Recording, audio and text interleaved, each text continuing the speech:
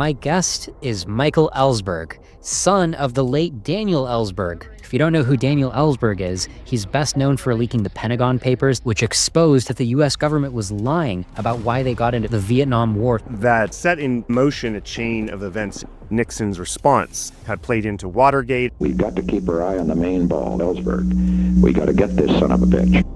He also wrote a book called The Doomsday Machine, which was about his experience for the Kennedy administration, writing the nuclear war plans, trying to navigate these crazy trade-offs, how not to kill 600 million people in a nuclear war.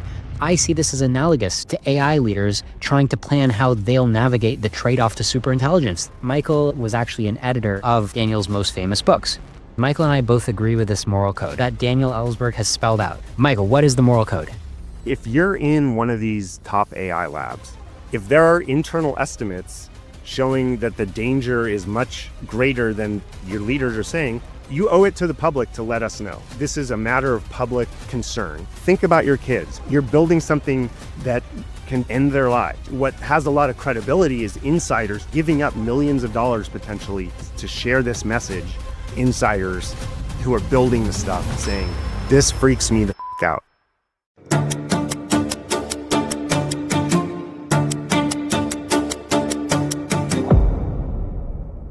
Welcome to Doom Debates.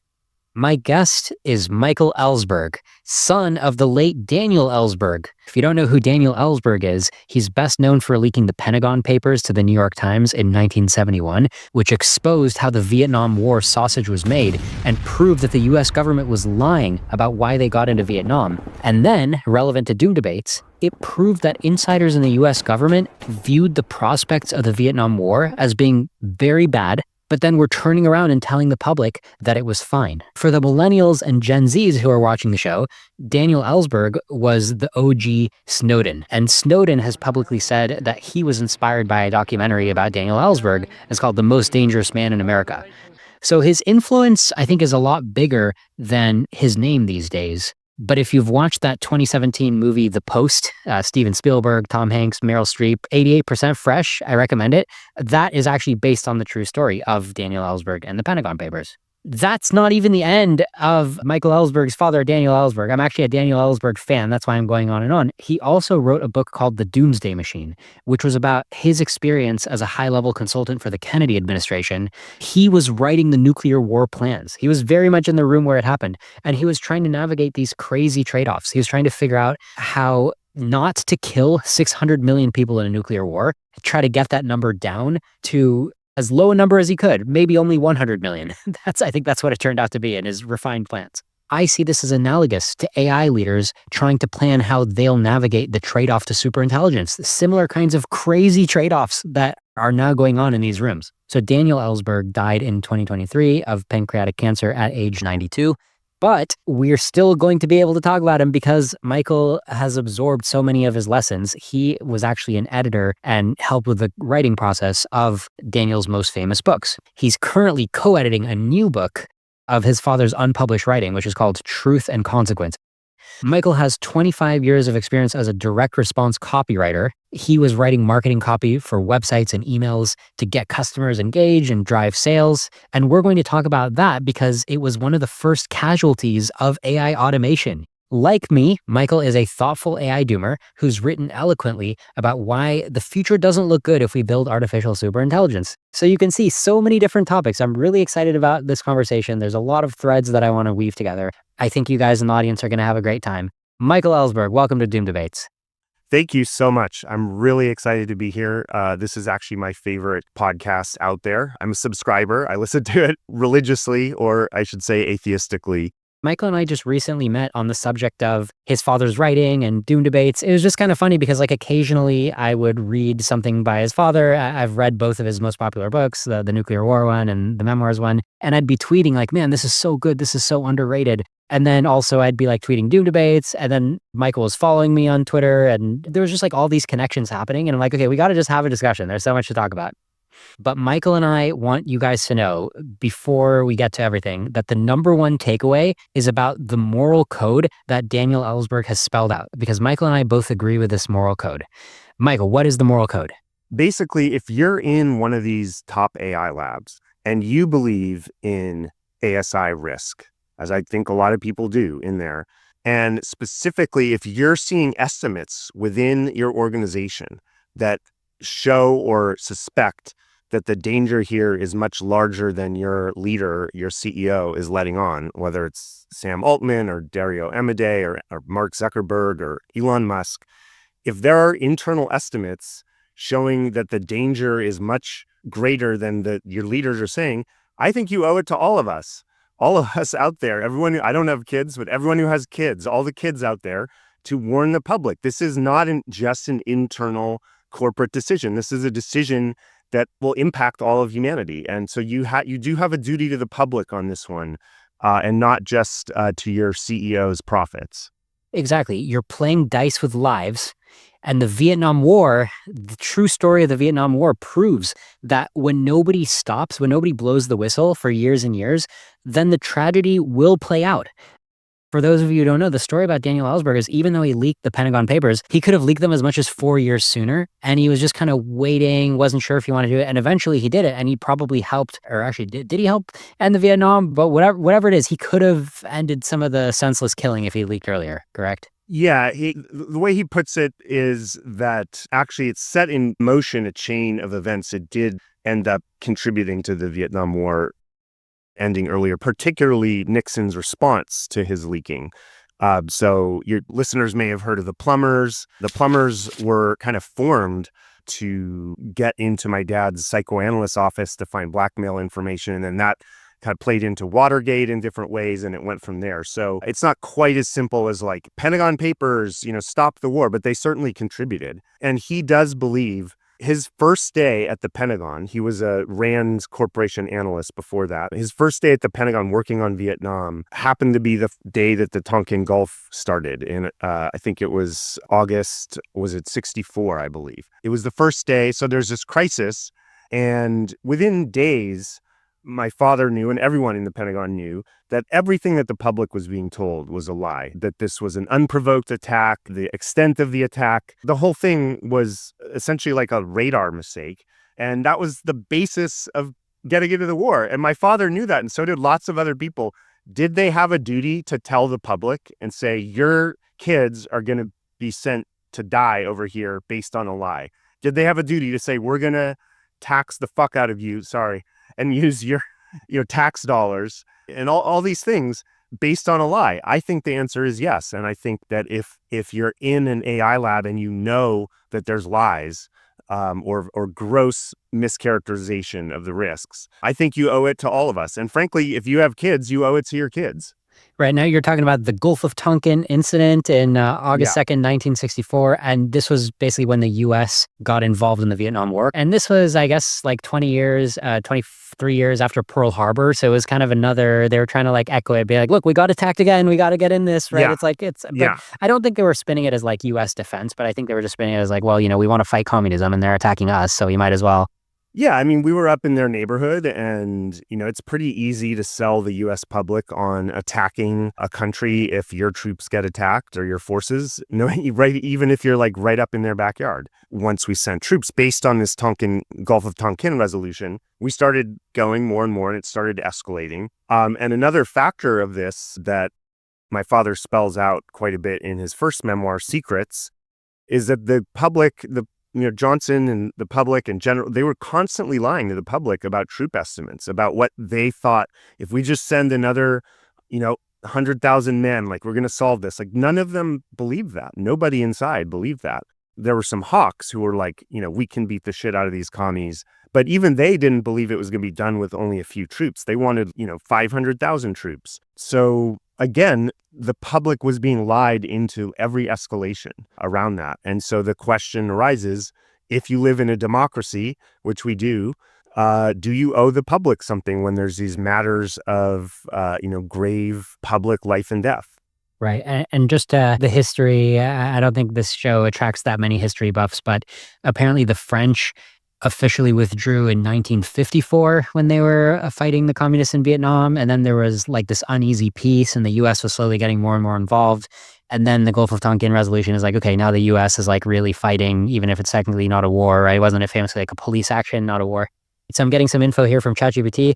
August 2nd, 1964, the U.S. destroyer USS Maddox on an intelligence mission was allegedly attacked by North Vietnamese torpedo boats. The Maddox fired back and called in air support, damaging the attackers.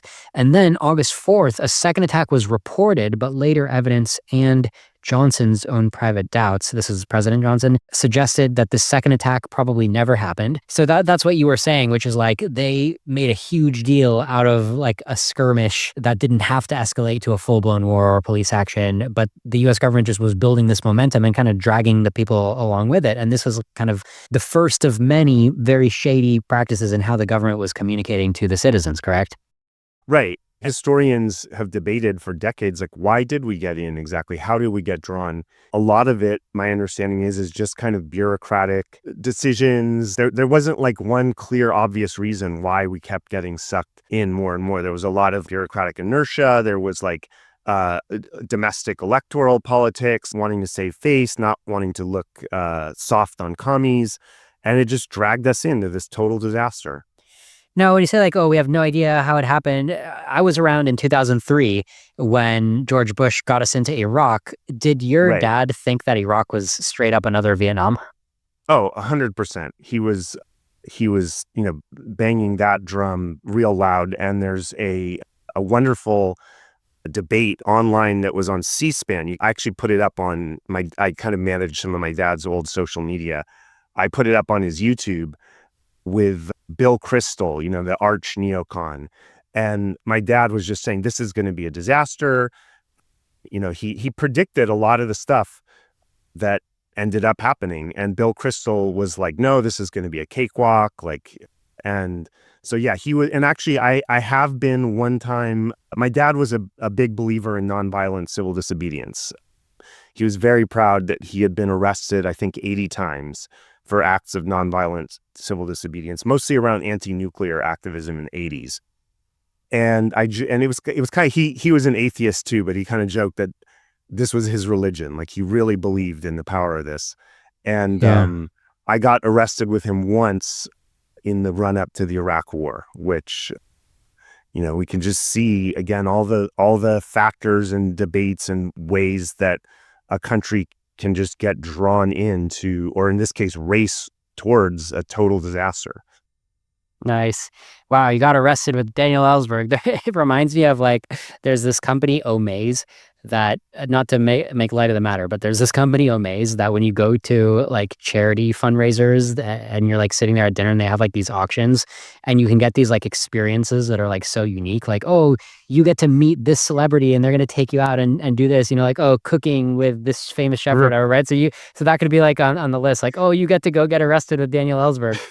It was his thing. Like that actually was pretty much what he most believed in. And I could get into the reasons why. He had a whole theory around this developed that is actually, he expresses quite a bit in his notes, which we are publishing. I mean, boxes, hundreds of boxes, or at least 100 boxes of handwritten notes over 50 years. And his longtime assistant and my friend Jan Thomas was basically the only person who could read his handwriting, a very cryptic handwriting, and transcribe the big chunk of these notes. And they're being published in this book coming up. And a lot of them have to do with the ethics of nonviolent civil disobedience and kind of the duty that officials have and citizens have and all these things.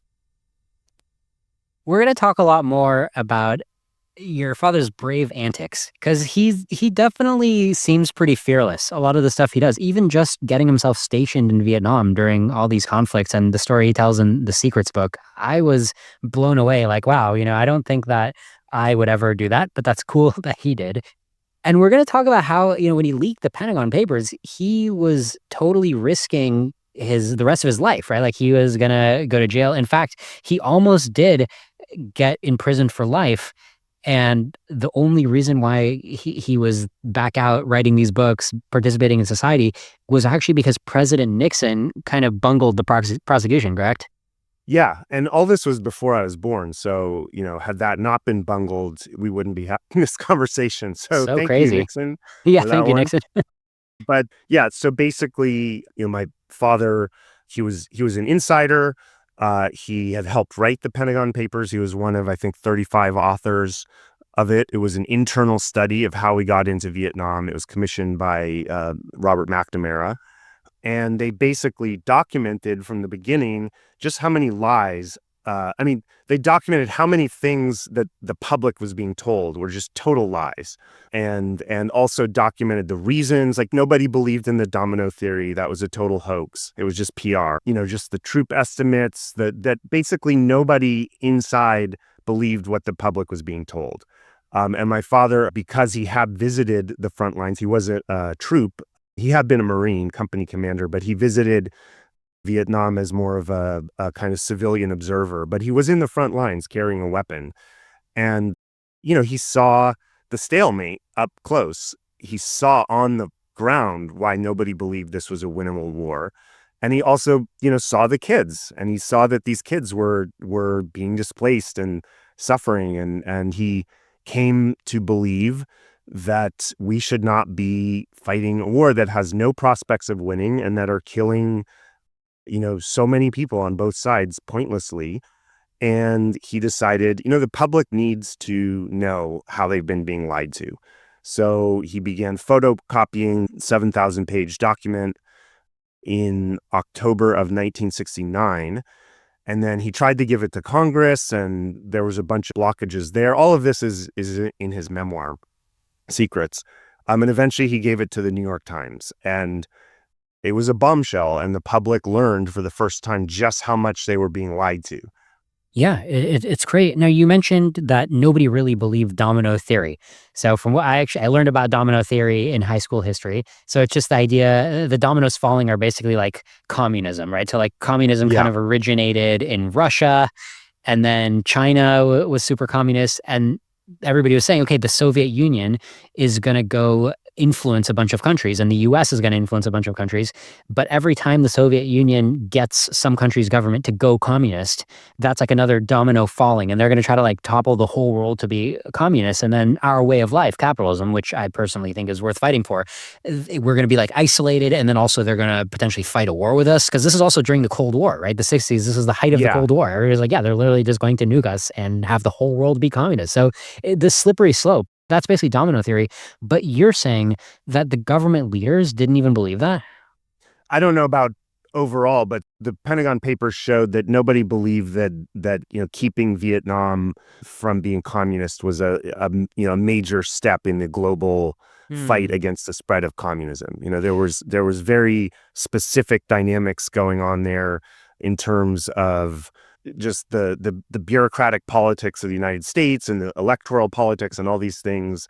And nobody believed that, this firewall had to be there, or else global communism was going to spread more.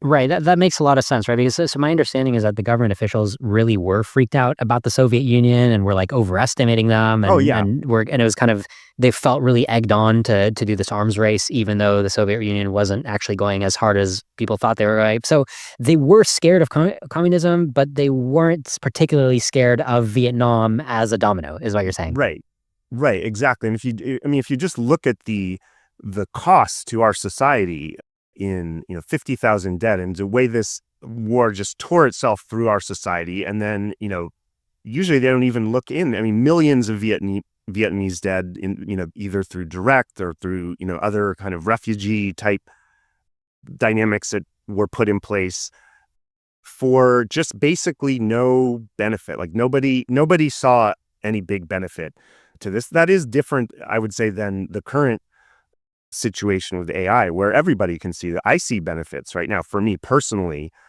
I don't think they're going to last very long, but it's very seductive, the ASI thing or the AI thing right now, because we are, as you talk about in your show, we are in this kind of golden age where it actually is improving our lives in a lot of ways, and it's messing other things up as well. Right. So, now that we're so deep in this Vietnam discussion, the unanswered question here is, so why did President Johnson want us to keep fighting in Vietnam? If he didn't believe in domino theory, if he had the information about the war being hopeless, what was the real secret reason why they kept fighting? A lot of it comes down to not wanting to appear weak on communism and not wanting to be the president that loses Vietnam to the communists. So there was a lot of, my father writes about this quite a bit, especially in the new book that's coming out.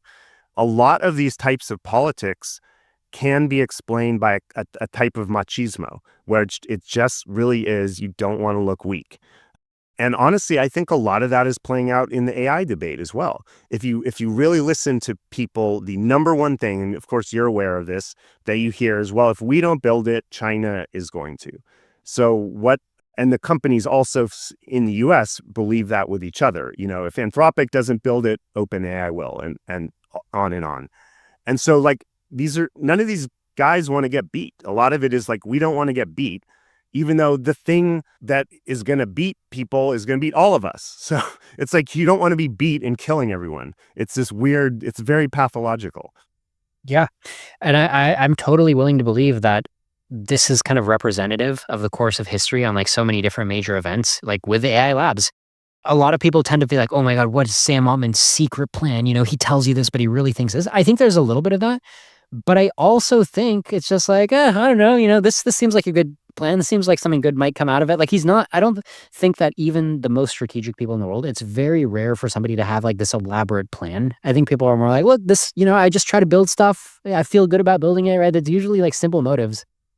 Yeah. I don't know how people in the government and the military are thinking about it. They're probably more strategic, but that tracks to my impression of the tech CEOs.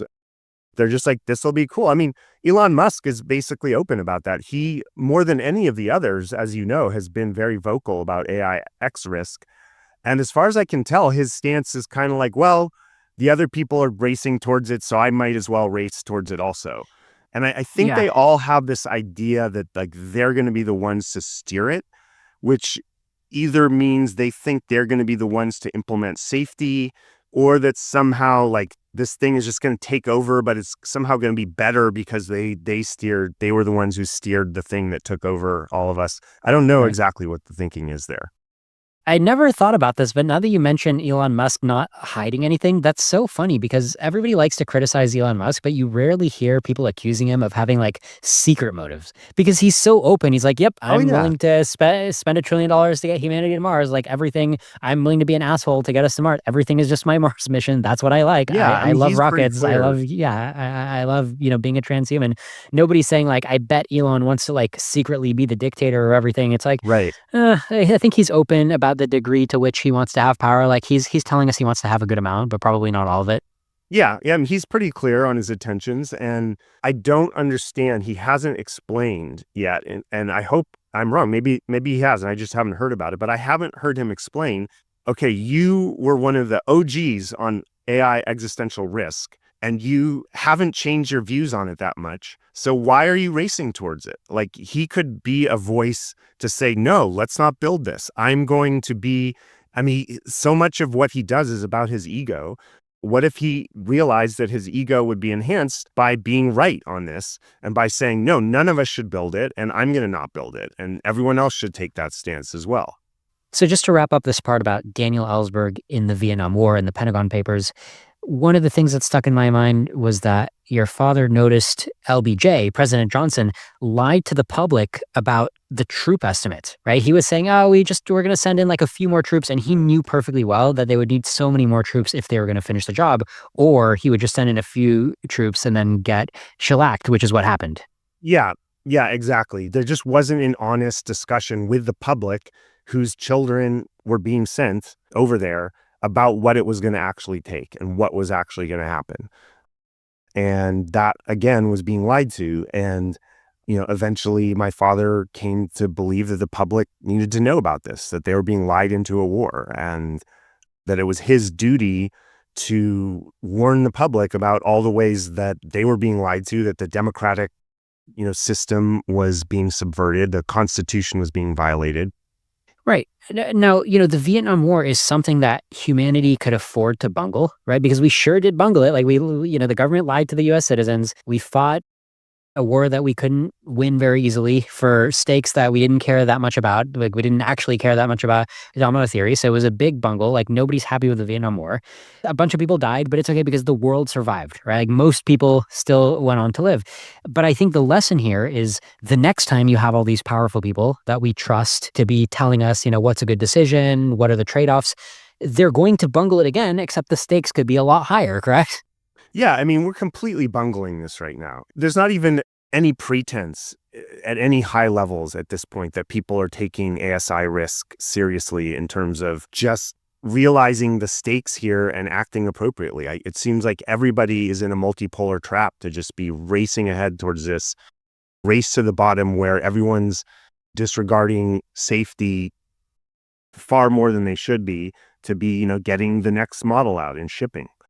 And on the subject of blowing the whistle and getting yourself out there as a nonviolent resistor, which is something your father is known for, not just the Pentagon Papers, but attending various protests and speaking out, writing memoirs that kind of skirted the edge of the gray area of what you really should be revealing versus not. Is that fair to say? I'm not sure I understand the point about the gray area or. Well, I'm just saying, like, when you think about Daniel Ellsberg as putting himself out there as like a nonviolent resistor, I feel like even after the Pentagon Papers, even just how much he talked about the nuclear program and the United States' approach to it, I think he was entering the gray area of like putting himself at some risk. I mean, he definitely was courting that. In fact, towards the end of his life, he put out a couple of secret documents that he still had in his archives, which are now at the UMass Amherst. They weren't like bombshells, like it was, but they were secret, and putting them out violated secrecy laws. And he basically said, "Come and get me." I mean, he had Yeah. cojones, I have to say. And this was towards the end of his life, and nothing ended up happening. But he really did want to be a further trial case for our government secrecy system, and he tried to as best as he could, even after the Pentagon Papers. Now, unlike Snowden, who basically fled the country to Russia, it's really great that he got off on his trial because Nixon bungled it with Watergate. Like he obtained evidence illegally. So it's really nice that your father could just live out his years here in the United States and they didn't come for him. I mean, I'm happy about that. It worked Yeah, out yeah. well for me.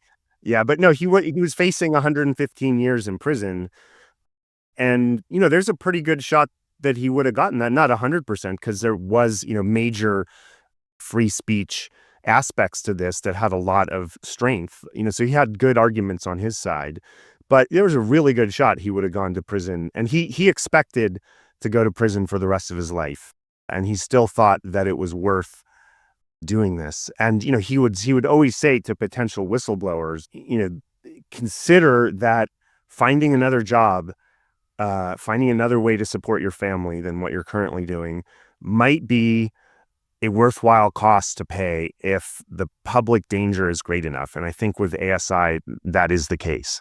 Do you think your father would have been really into the Stop AI movement, which is different from Pause AI? I had him on my show last year. The Stop AI guys are all about standing in front of OpenAI's office and kind of blocking their entrance until the police come and arrest. It's very Martin Luther King. It's very nonviolent resistance. Let me be clear. There's no violence whatsoever, but they are violating the law, whatever type of law it is, misdemeanor. I don't know if it's technically a felony, but it's, you're not supposed to be trespassing and blocking somebody's entrance to their office, but they do it because their whole point is like, well, somebody needs to stop OpenAI, and they're willing to pay the consequences. They are on trial right now.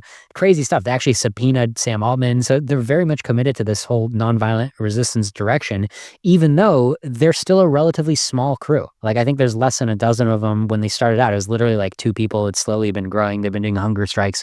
I wonder if Daniel Ellsberg would resonate with their approach. Yeah, well, there's 2 questions there. One is, does he agree with the issue? And then 2, if he did, would he support that? I mean, the second question is really easy to answer, which is, of course, he would support it. If Right. He likes the style. and I'm totally in favor of that. If it's nonviolent, go for it. I do not believe that anybody should be committing violence on this. I could imagine as things escalate that someone will get in their mind like, hey, I could change history by taking out this person or that person. I mean, the stakes are certainly high enough. I think that would almost certainly be disastrous because it would just lead to a downward spiral where anyone who was trying to be talking about this would get lumped in with with these terrorists or assassins. And it's not going to do any good because this is a multipolar trap. Like, there's no single person or company that can solve this problem unilaterally. They like by withdrawing. It has to be a group effort, international coordination, and it really is just a classic kind of game theory coordination problem. The first question is more complicated. So he died in 2023. I was just starting to get freaked out about it right at the beginning of that year when I first used GPT, and then particularly Claude is the one that pushed me over. As soon as I used Claude, I think it was Claude 2 at that time, I was like, oh shit.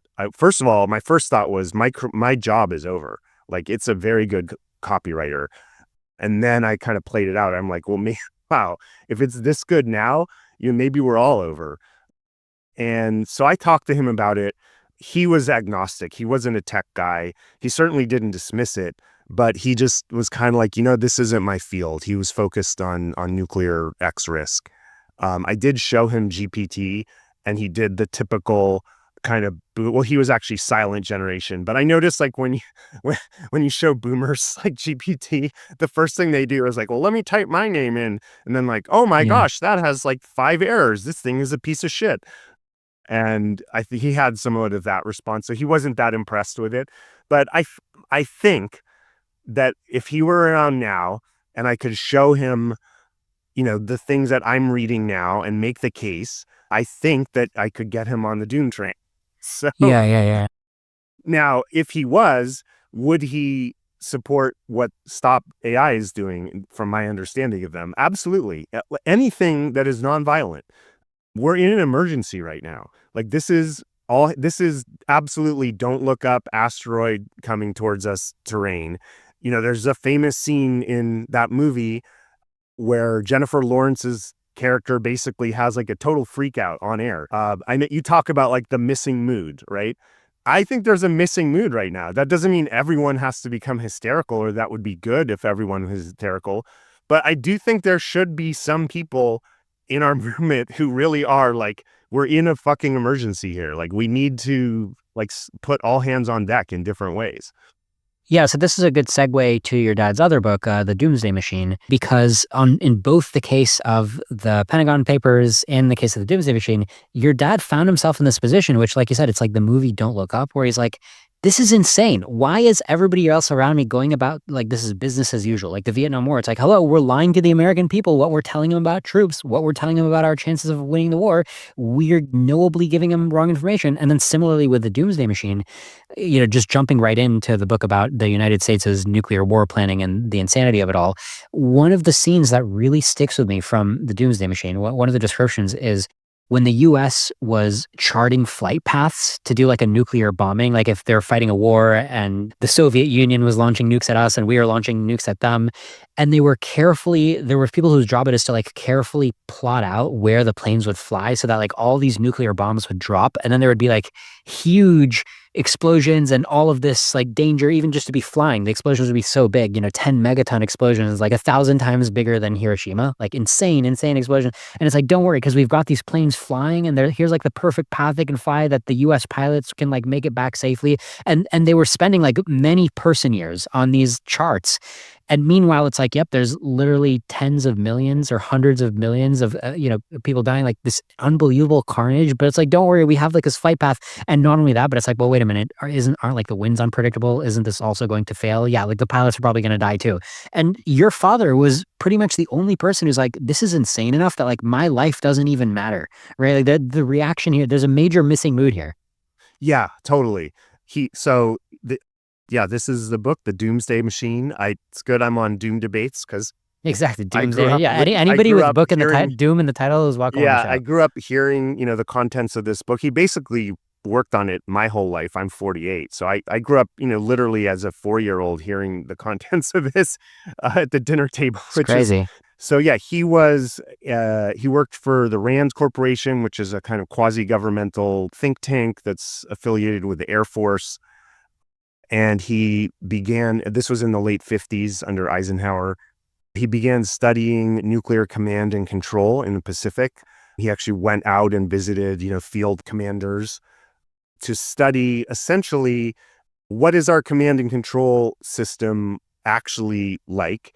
Could there be accidental launches? Could there be launches from rogue commanders, which later was portrayed in Dr. Strangelove? Amazing movie, And Dr. Strangelove. yeah, Yeah, which and remember, incredible. he said in the book, Dr. Strangelove, it might as well be a documentary. Absolutely. I mean, obviously there's fantastical elements of it, but Kubrick completely got right some of the dangers there. And the main danger, everyone should go watch Dr. Strangelove. I'll try not to give too many spoilers here, but the plot setup basically is that commander at a kind of local Air Force base in Ohio or something like that, who goes crazy. And he develops a theory. This is early in the movie, so I can give it away. Develops a theory that there's a communist plot to kind of ruin our precious bodily fluids through water fluoridation. So he was almost like a early RFK. Sorry to anyone out there who likes RFK. Right. But he was kind of a health nut conspiracy theorist, and he believed this was a communist plot, and he wants to launch an all-out nuclear attack on the Soviet Union because of this. And he manages to do so. And, it goes from there. My dad's point, and he was working on this before that movie came out, my dad's point was this was totally within the realm of possibility. The main key here was delegation. That, everyone makes this big deal about the nuclear football, that the president has, there's this nuclear football that's always with the president, and the president's the only one that can launch. That's total bullshit. I mean, everybody knows that's bullshit, because there's a big problem with that, is that, if you take out Washington with one weapon, then you don't have a return strike force. So it's fairly well understood that power has been delegated in cases of war. And what my father discovered pretty early on in the game is that it had just been delegated down and down and down to the point where pretty low level people in the command chain could, if they thought they were under attack, could launch nuclear war. And that would just escalate to basically blowing the whole world up. Right. I mean, if you've got a submarine that's off the coast of the Soviet Union or North Korea or whatever, deep underwater, it's not going to be in radio contact with the president, right? With a chain of command. Right. And this happened. This is well documented in the last day of the Cuban Missile Crisis. Basically, there was Russian subs off of Cuba. Our forces saw them and were trying to get them to surface with depth charges. So we weren't like trying to sink the sub, but we were basically sending charges saying, like, you better get the hell up. The sub commanders thought that they were under attack from these depth charges. One of the charges had damaged the sub, so they were in like literally 140-degree heat inside the sub. I mean, I can't even imagine that. And, they were losing oxygen. They thought they were under attack. Unbeknownst to our forces, and unbeknownst to everyone until, I think, 20 or 30 years after the Cuban Missile Crisis, that sub had a nuclear torpedo on it. They had armed it with a nuclear torpedo. They had to have 2 of 3 commanders sign off on launching the torpedo. Normally it was 2. I was just reading this history. I could be getting some of this wrong. But, no, I remember Vasily Arkhipov. Yeah, I remember this. Yeah, it's in the book here. Normally there would have been 2, but for some reason this guy Arkhipov was on this submarine, so they made it 2 of 3, and 2 of them wanted to go ahead and launch nuclear war. And Arkhipov, I'm sorry, there had to be all 3, like so someone could veto it. So Arkhipov was like, no, I don't think we should blow up the world over this, or I don't know what his thinking was, but he vetoed it. I heard it was like super intense, by the way. Like I heard like their sub, like it was crazy, like 110 degrees or whatever. Like everybody's sweating their balls off. And they're like, and this one guy is like, ugh, no, just don't do it. Yeah, let's not do it. Yeah. And so this is where people are like, oh, well, nuclear weapons like kept us from great power war. And so, and they haven't gone off. So we're out of the woods. Like it's all in the past. The whole thing worked. There's so many instances like this where basically blowing the entire world up, ending civilization and most humans, was in the hands of like one person who was making decisions under really stressful circumstances, in a submarine or something like that. Like we came really, really, really close multiple times. So this is not a system that I think we should be trusting the future of civilization on. Exactly. So I have 3 recommendations for the viewers to go deeper into this topic because I think it's super important. For me, it was very formative to read this, even though I've only really gotten into this stuff in the last few years. It's still been very formative. Like it's really shocked me of like, this is the world we live in. Like this is so insane how close we are, how causally close we are, how short the chain of causal events from our day-to-day life to nuclear Armageddon is. It's so close. It's so few button pushes required. So my recommendations are, number 1, if you like Doom debates, there's actually an episode that I did. I call it my most underrated episode because it's only crossing 1,000 views, but I worked hard on it. You could just go search for it. It says like Doom debates, nuclear risk, and I'll link to it in the show notes. Okay, number 2, Dr. Strangelove, as Michael mentioned. It's such a good movie. I think it's from like the 50s. It's in black and white. I'm the last person who would watch a black and white movie that's that old, but I watch it twice. I think it's very watchable. You get sucked into it. It's just, they did an amazing job. It's widely recognized as like an all-time great movie.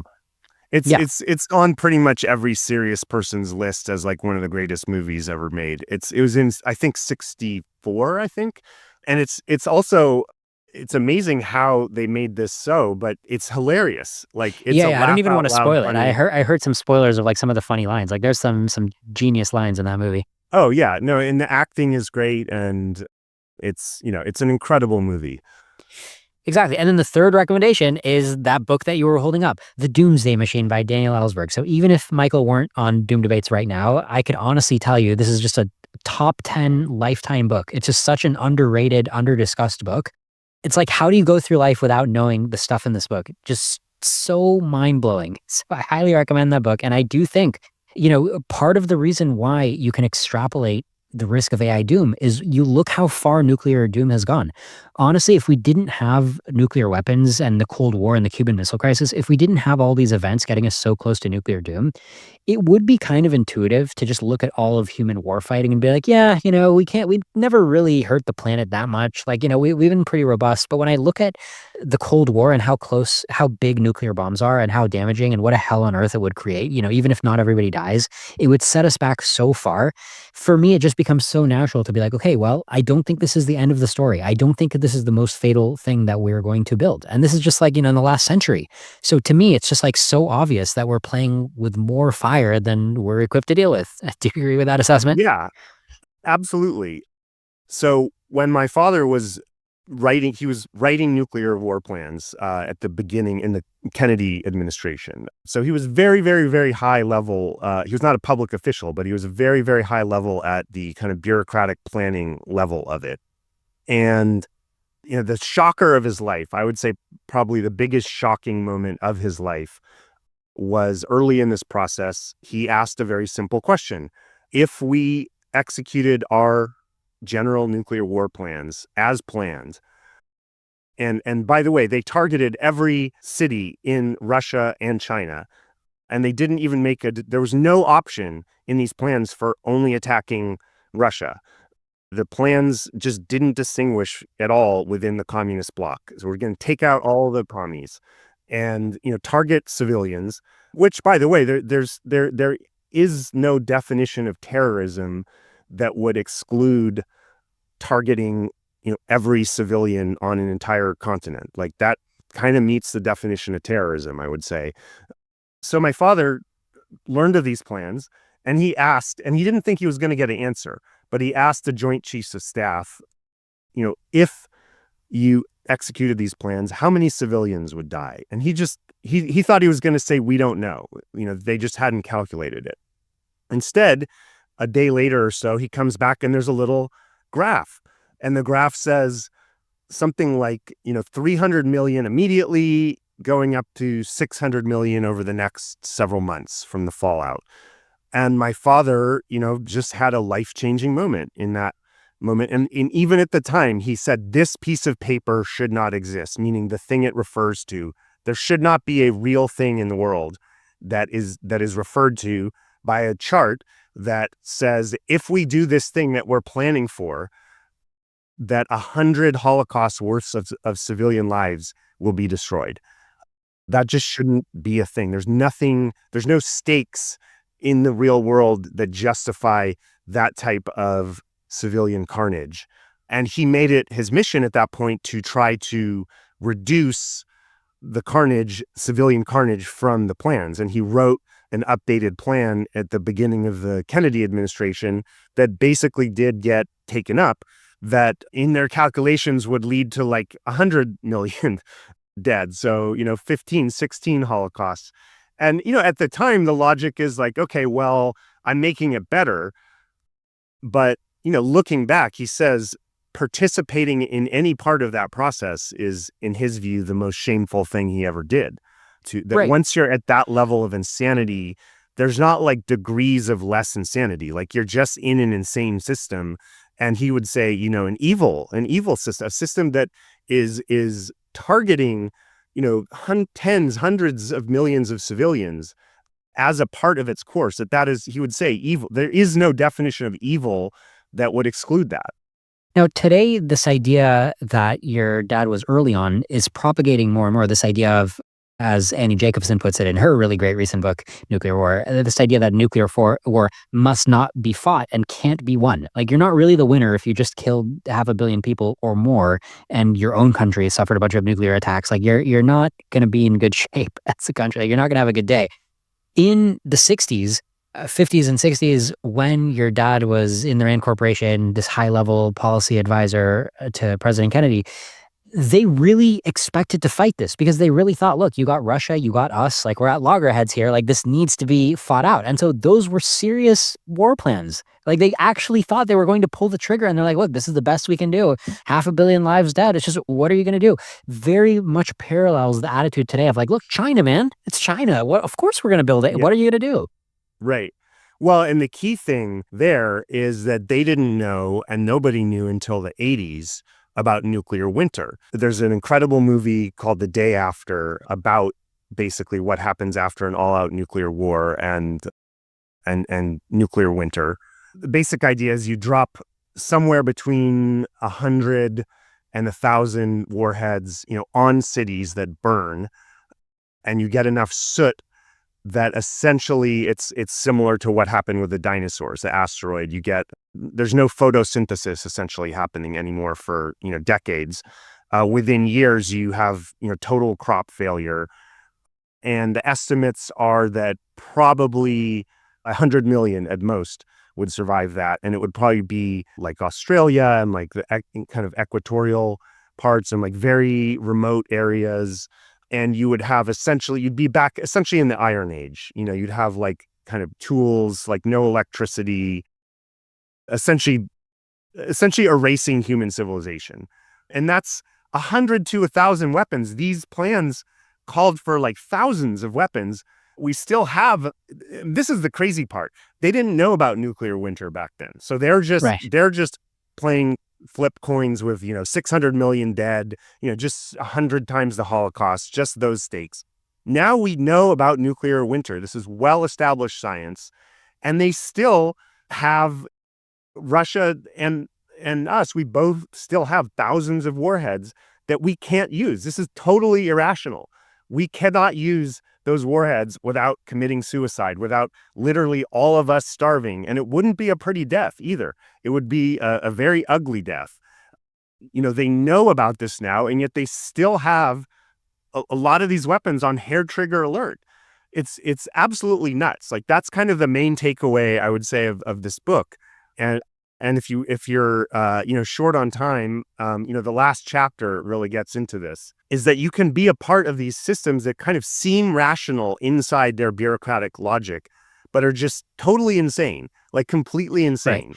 Now, there's actually a lot of people who would push back to what you and your father are saying with like, of course, we shouldn't have so many weapons on hand. Of course, you can't win a war like this. But there's a lot of people who would push back and they'd be like, actually, it's crazy like a fox because mutually assured destruction, man. The more weapons you build and the more countries have these weapons, the safer we are, which I really make fun of this. If you go to my Doom Debates episode about nuclear war that I'm going to link to in the show notes, I Yeah. use Ben Horowitz of Andreessen Horowitz fame as the poster boy for this kind of like, oh, mutually assured destruction is so great. Decentralizing nukes is so great. That makes us safer. Like I often remind people, like the last nuclear bomb that was launched was when only we had the nukes. Like that's a dangerous world with one person having the nuke. When we haven't had any nuclear activity, and there's a very, very specific reason for that, because everybody's got nukes and nobody wants to get nuked. And I think that AI is, to the extent that AI is a super weapon, that will also be true there.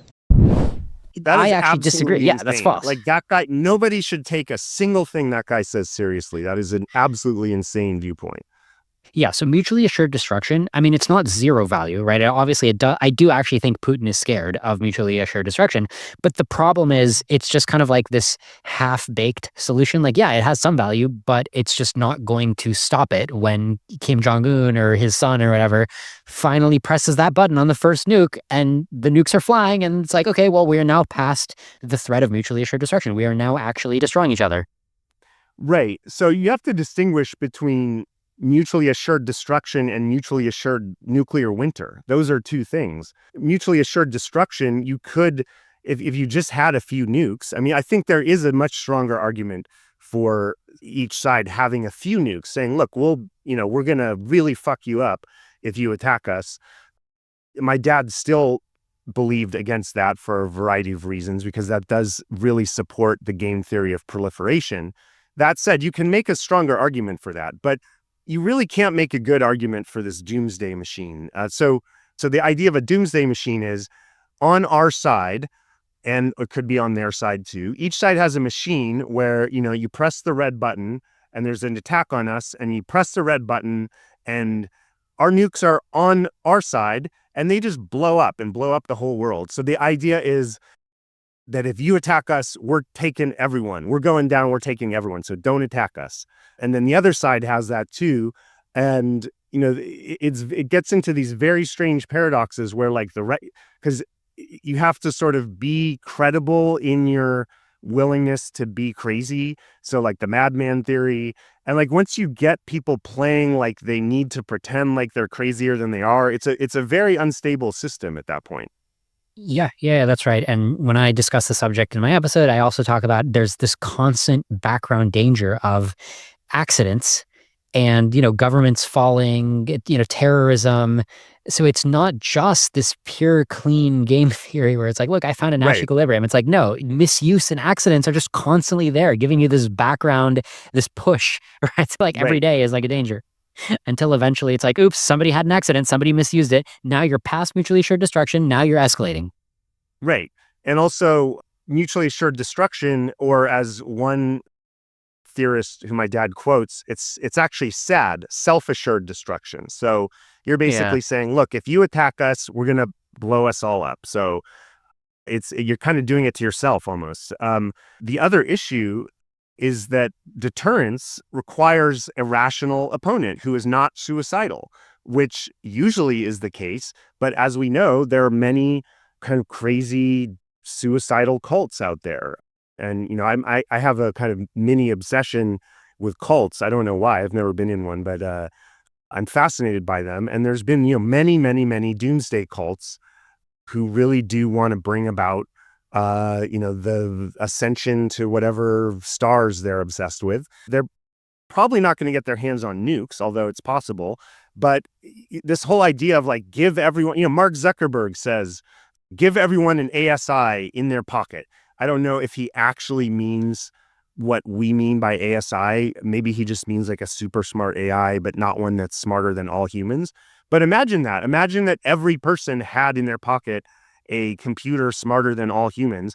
Some of those pockets would just be, crazy incels or crazy, or jihad or people in a psychosis or, all kinds of terror. Now there's now an antinatalist terrorist.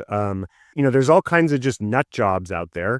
And we wouldn't want them to have nukes, which is why that what was his name? What was the guy who was saying that? Ben Horowitz. Ben Horowitz. If he's saying the same thing about ASI, you're giving hyper powerful weapons, digital weapons, cyber weapons to cult members to nut jobs to apocalyptic people of all stripes. They exist in all shades and stripes. These people should not have hyperpower cyber weapons. Yeah, no, I agree. I think if we hit this equilibrium where I think the scenario here would be like, hey, we managed to align AI enough that an individual at the computer terminal can type a command and the AI will actually do it and not kill the person giving the command. So imagine we get that. That's already a better case than what I'm expecting. I don't even think we'll get there. But even in that scenario, if you open source it or you just give everybody access, the problem is it just takes one demented person or one psychopath to be like, yep, I think it's better if the world ends. And then the problem is whichever AI has the fewest restrictions, right? The least moral version of the AI that just cares about reproducing like a cancer. Well, that one is going to have a big advantage. Like it's kind of like a weed. Like weeds definitely have advantage over other plants that have like a more complex life cycle. Yeah, absolutely. Caring about humans is a pretty strong constraint on amassing resources. And if you have to do everything to keep, 8 billion great apes alive, that's a lot of resource drain versus an AI that either some, kind of terrorist or crazy cult person builds that just like straight up just reproduce. I mean, people already build these things. Like I'm not an expert on computer viruses, but computer viruses are a thing. And my understanding is there's ones going around that are still wreaking havoc that nobody can really stop. Absolutely. All we're talking about here, when people talk about ASI, it's very abstract. And, I think a lot of people, because my first use of this was a chatbot, they just think like, okay, a super smarter chatbot. That's what ASI is going to be. Well, I like the term super intelligent computer virus, right? So it's a computer virus, but it can hack, most digital defenses. It can speak to you. It can, manipulate you. It knows all your secrets. It's read all your email. It can blackmail you. This is not a pretty thing. Like we should not be releasing this into the world. Like anytime someone says, I want to build or release artificial superintelligence, I think we should correct them and say, sorry, you're saying you want to build and release super intelligent computer viruses. Is that what you're saying? And they'll say, no, that's not what I'm saying. And then you say, well, that's what you're doing, quite obviously. So why don't you just say that? Because it's what you're doing. I mean, it's going to have all the powers of a virus and more. And the defense of ultras will, well, I'm not calling it a virus because it has all these other good, more complex aspects to it. Okay, but it will also do what a virus does and more. So that's, it is a good point. And I think people, it's their mental model doesn't look enough like a virus. I 100% agree. Right. I mean, if you look at what is life, entities that reproduce and then compete for more reproduction. And that has been going on for 4 billion years. It is not going to stop. Like this is what's going on. So we have to decide, even though these won't be biological life, they will be, digital. I don't know how the definition of life, but they will be digitally reproducing entities that are, seeking out resources to increase their reproduction, just like every living organism and species does. And we're creating them. Like we are creating we're the Neanderthals creating Homo sapiens. This is absolutely nuts. Like the Homo sapiens wiped out Neanderthals. I don't think via violence, but via like competition and resource competition. Like we are creating the Homo sapiens. We're going to get wiped out. So I actually agree with what you're saying. Let me just try to make it a little more precise because I could quibble with the exact way you phrase it. Like when you say like, look, this is life, life is just always trying to reproduce. And then the counter argument could be like, okay, but we're not just building like another life, the same kind of we're life. We're intentionally designing how we want these AIs to go. So somebody could quibble, but then I would zoom out and I'd be more precise. And I'd be like, the thing that I think is going to continue is I think we're going to get back to scarcity and population growth, competition for who gets to replicate their meme or their information. I think we're going to get back to that because I think if you watch, Robin Hanson was the first person who put me onto this back in like 2009 when he was writing about this. He calls this the dream time where we live right now, because if you watch what a lot of intelligent minds are doing, how they spend their day, they're making art, they're having fun, they're stimulating their senses. they're doing a lot of activities that are actually not reproductively fit because they're Right. just based on these adaptations that correlate to what was reproductively fit like a few millennia ago, where their instincts haven't really caught up. I like to bring the example, you don't see a line out the door of a sperm bank of people trying to, fight Right. their way into a sperm bank to donate sperm. So there's this gap. It's kind of like, the roller coaster where it's just gone over the cliff, right? And we're all Mhm. hanging in the air here and we're doing all these adaptations that aren't fit.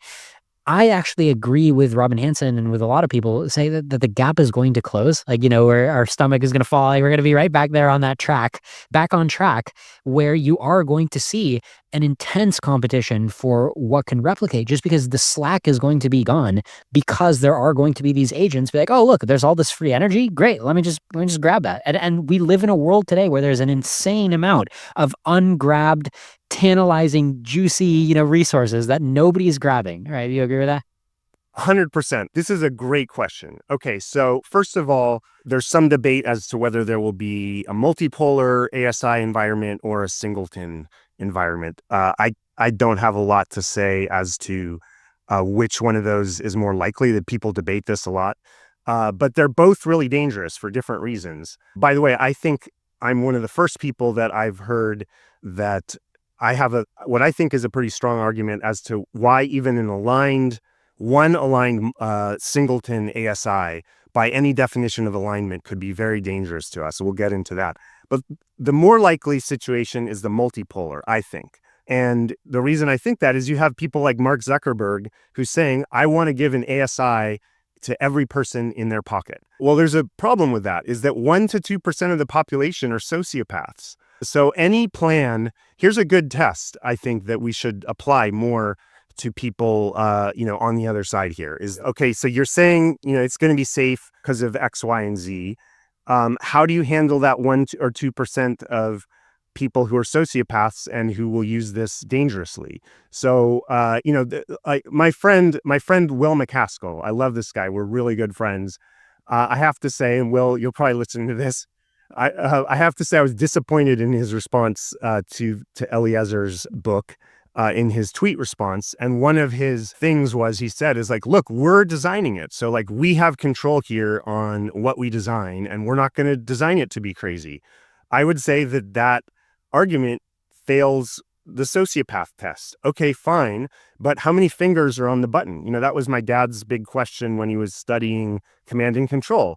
And he found out it went down to like airfield level delegation. So there's a lot of fingers on the button. If you give ASI to everybody in their pocket, or even to dozens and dozens of companies around the world, you're going to have some sociopaths who have their finger on that button and say, you know what, let me just put something out there to see if it replicates, or it could just be some tinkerer. It could just be some, hobbyist who's like, oh, gee whiz, let me see if I can do this. Or you get terrorists, or you get a military, or you get, some kind of unexpected emergent behavior, which we're seeing all the time now, or you get some kind of self-modification. There's so many different pathways to a replicator being put out there that just its only goal is, it's not a paperclip maximizer, it's just replicate. People are, I really think, by the way, this is a tiny aside, and then I'll get back.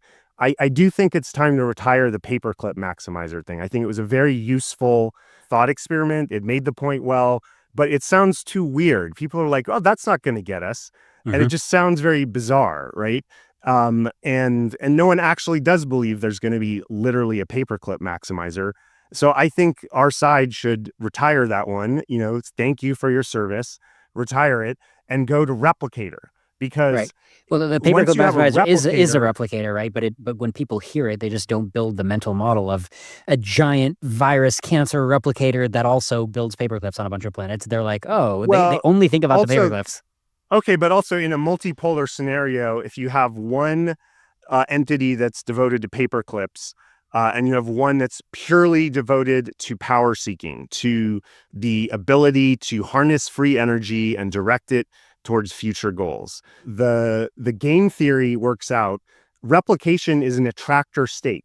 It's an attractor state because things that replicate, by definition, there's more of them. So you can have a Right. situation with no replicators, like planet Earth was before life arose.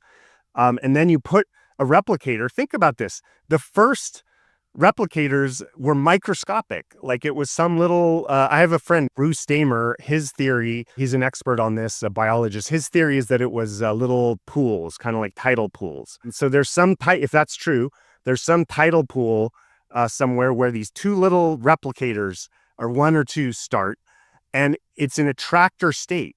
Once you have replicators, there's going to be more replication happening than not replication by definition. And so you go from over 4 billion years, nothing that looks like any goal-directed or optimization behavior happening on planet Earth to, hyper civilization that's exploring the stars. Like that's all because replicators are an attractor state. And so this isn't some people are saying, oh, this is so sci-fi, the idea of ASI taking over and replicating. No, this is literally the continuation of what happens once you get hyper powerful replicators somewhere. That's right. And the Earth currently has some slack, right? And the galaxy and the observable universe currently has a lot of slack for the next replicator that's willing to step on the gas to take it and defend it. When you say replicators are in a attractor state, I have another way to look at this. I feel like I should do an episode about this, which is just people expect every process to encounter negative feedback. That's built into everybody's intuition that like, hey, whenever something's going crazy, like if I programmed a robot and I had a bug in my program and suddenly the robot is like swinging its arms, like swinging an axe, just trying to like kill everybody, trying to go for my neck. Well, eventually it'll trip and fall and then like I can stand on its neck and pull out its power cord. Like eventually something is going to happen. Or like if you fire a nuclear bomb, yeah, it's going to explode, but it's not going to light the atmosphere on fire. And then eventually it runs out of nuclear fuel and then, it leaves a bunch of destruction in its wake, but then the sun rises the next day. So people just expect that no matter what happens, right? There's always a tomorrow and things burn out because they hit negative feedback. The thing about super intelligent AI is that it explodes into the universe, it gobbles up all these resources, and the only negative feedback is literally like, okay, it's used up all the time and space. Like that's, it's encountered the front of the next, the other sphere of aliens. Like that's the only time it's going to hit negative feedback. And we have zero intuition, right? The natural selection, like life on Earth until today has been mostly positive feedback, and it's kind of in the process of exploding. It currently has some slack. And if we look at life as a whole, it's like, oh yeah, cool. This is like a good wave. We like this wave. Let's put positive feedback onto this wave. But people can't think of any other thing that's pure positive feedback. We just have zero intuition for it. Would you agree with that? Yeah, absolutely. The one quibble I would have with what I totally agree. The one reframing I would have though is that I just looked this up. I'm not an expert on this field, but I looked it up. Apparently, there's been about 1 to 4 billion species in the history of life. Most of them microbial, but just lots and lots of different species and different type of fish and animals and everything you can imagine. 99.99% of them have been extincted. So life is a process of massive creation and then extinction. Mother Earth is a genocidal maniac. Like most of the genes that have existed on planet Earth have been naturally genocided by, natural processes. And we're kind of this last people standing. And guess what? We're causing the 6th great extinction. This is I don't think it's universally agreed, but it's I would say probably a consensus or majority opinion among biologists who study this. I could be wrong. A lot of people say we are in the 6th great extinction, 6th mass extinction event, which is defined as a rapid decline of 75% species in a short period. In our case, really short, like a couple hundred years, which is just like nothing happens in a couple hundred years except, asteroids, but nothing internal to planet Earth changes in 100 years, except what's happening now, where we're in a mass extinction.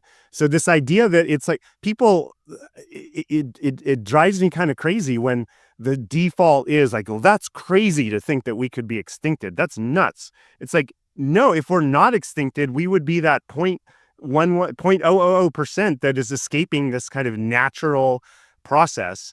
And if you look at what's happening through that process, particularly once humans got around, humans were the first general purpose cross-domain optimizer on planet Earth. And as far as we know, in the universe. And just the amount of carnage to the rest of creation, including our our closest cousins, like chimpanzees, bonobos, they're all endangered.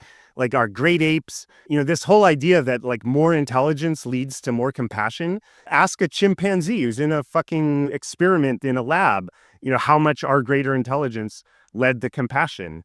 So I really like that idea that Robin Hanson made of this sort of dream time. Like we're in this nice little eddy right now where like, sure, the world's got tons of problems. I'm aware of that as everyone.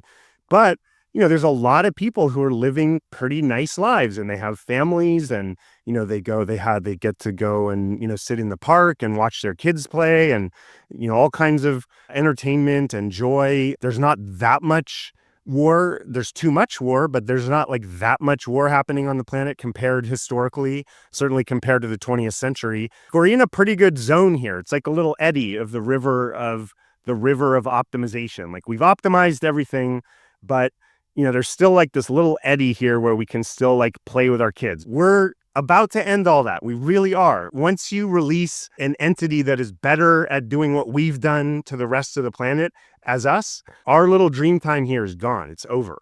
Okay, so based on everything you've said, I think I know the answer, but let me just ask you. P-Doom, P-Doom, what's your P-Doom? What's your P-Doom? What's your P-Doom? Michael Ellsberg, what is your P-Doom? It's a conditional P-Doom. So just like the book title, if everyone builds it, if there's a conditional, then everyone dies. I'm on board with that. My P-Doom, if there is a ASI, actual robust ASI that is widely regarded as smarter than humans in all or nearly all domains, if that arises anywhere on planet Earth, then, everyone dies, just like the book title. If anyone builds it, everyone dies. And so I would say conditional on ASI, my P-Doom's 99%, within, I don't know how fast it would happen, 1 year, 2 years, maybe immediately.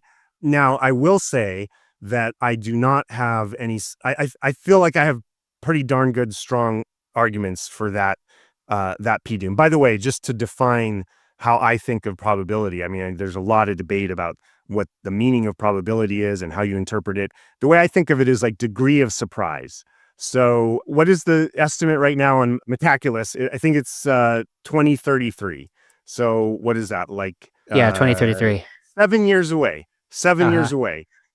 So, if you have a 5-year-old now, we're talking when your kid is 12. If you have an infant, when your kid is 7. If that comes true and there's robust ASI in 2033, and I'm walking around in 2035, let's say, and everything's cool, like things are good, or we're chugging along, then I would be about as surprised as if I picked, 36 off of a 100-sided die, rolled it, and got 36.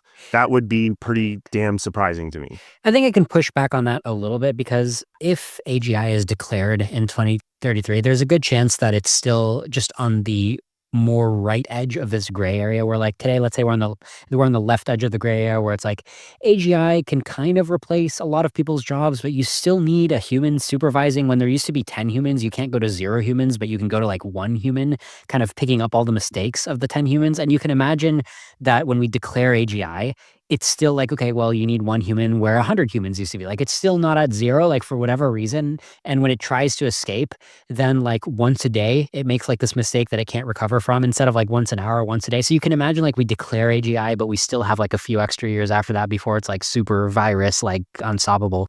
Yeah, I mean, a lot of this has to do with definitions of AGI versus ASI. My general sense is that, once you have AGI defined as, let's say, an AI that can do, almost any human's work, it can do their job. It's not like a genius, it's not like a million John von Neumanns, but it can do most jobs. I think that is a very unstable condition. I think that you get to ASI very quickly because even though it's only as smart as us, it's operating all night, 24/7, no stop, vastly faster ability to self-correct. And I think it bootstraps to ASI, very quickly after that. That's actually what Eliezer Yudkowsky and Nate Soros were saying on a recent podcast appearance. They were saying, look, we don't know the details of how we're going to bridge the gap from today's AI to ASI. We just think it's probably going to happen in a few years, a decade or two at most. And we think the most promising vector, if we had to guess, looks like just getting the AIs to do AI research, which there does seem to be a lot of incremental progress on, like every day, a little bit more progress getting the AIs to do AI research. And if we just hand off the AI research to them, well, you might get the next step where they get more powerful faster than you would otherwise think. So that I agree with what you're saying. You know, it's so crazy the way that you're coming on the show with a super high P Doom, because I think there's now becoming a pattern where I go through my life and I read these super influential books, like some of the best books I've ever read in my life, specifically The Doomsday Machine by Daniel Ellsberg. Surely You're Joking, Mr. Feynman, the Feynman lectures. I'm like reading these great books, and then I go do my show, Doom Debates, and then the son of the author of the book is telling me that they totally agree with me, right? So first we had Carl Feynman, now we got Michael Ellsberg. So if Steven Pinker's son or daughter wants to come and tell me that, How the Mind Works is a great book, but also they're a high P doomer, feel free. If any of these other, if Douglas Hofstadter has a son or daughter who wants to come on my show and talk about AI Doom, you guys are all welcome to. I'm curious because you say that you think anything above the 95 mark is crazy. So what's your argument as to why I should be down to 95 instead of 99? When we compared P Dooms, I often say that my P Doom is 50% by 2050.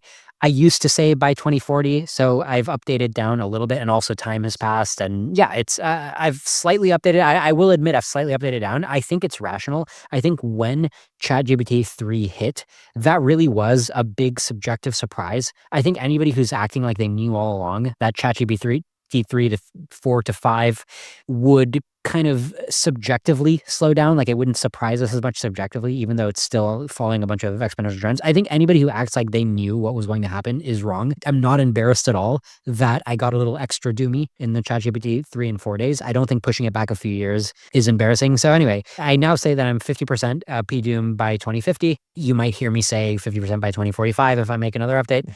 Why am I not 99% like you? Well, first of all, you said you're conditioning on AI getting built, AGI getting built. If I condition on advanced AGI getting built, like self-improving, recursively self-improving AGI getting built, suddenly I spike to, 75% or more.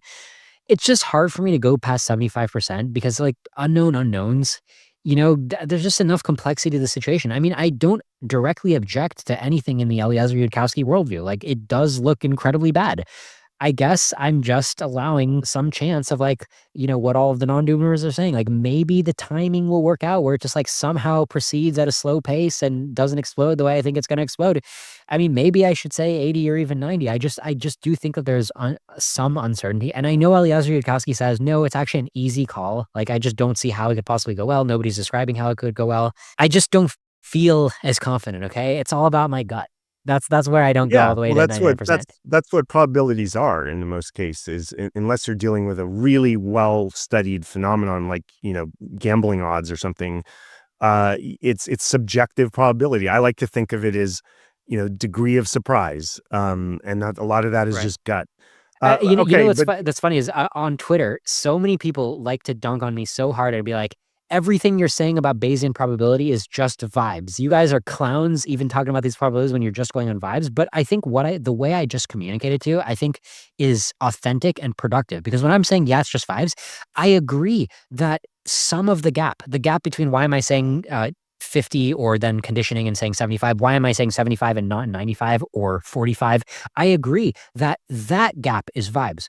But the gap between the number I say, let's say 75, the gap between 75 and 99.9, that is more than vibes. Or similarly, why am I not telling you 0.1%? No, I'm sure that it's double-digit percentage. That is a very robust conclusion. I think it's insane to not give it a double-digit probability one way or the other, greater than 9%.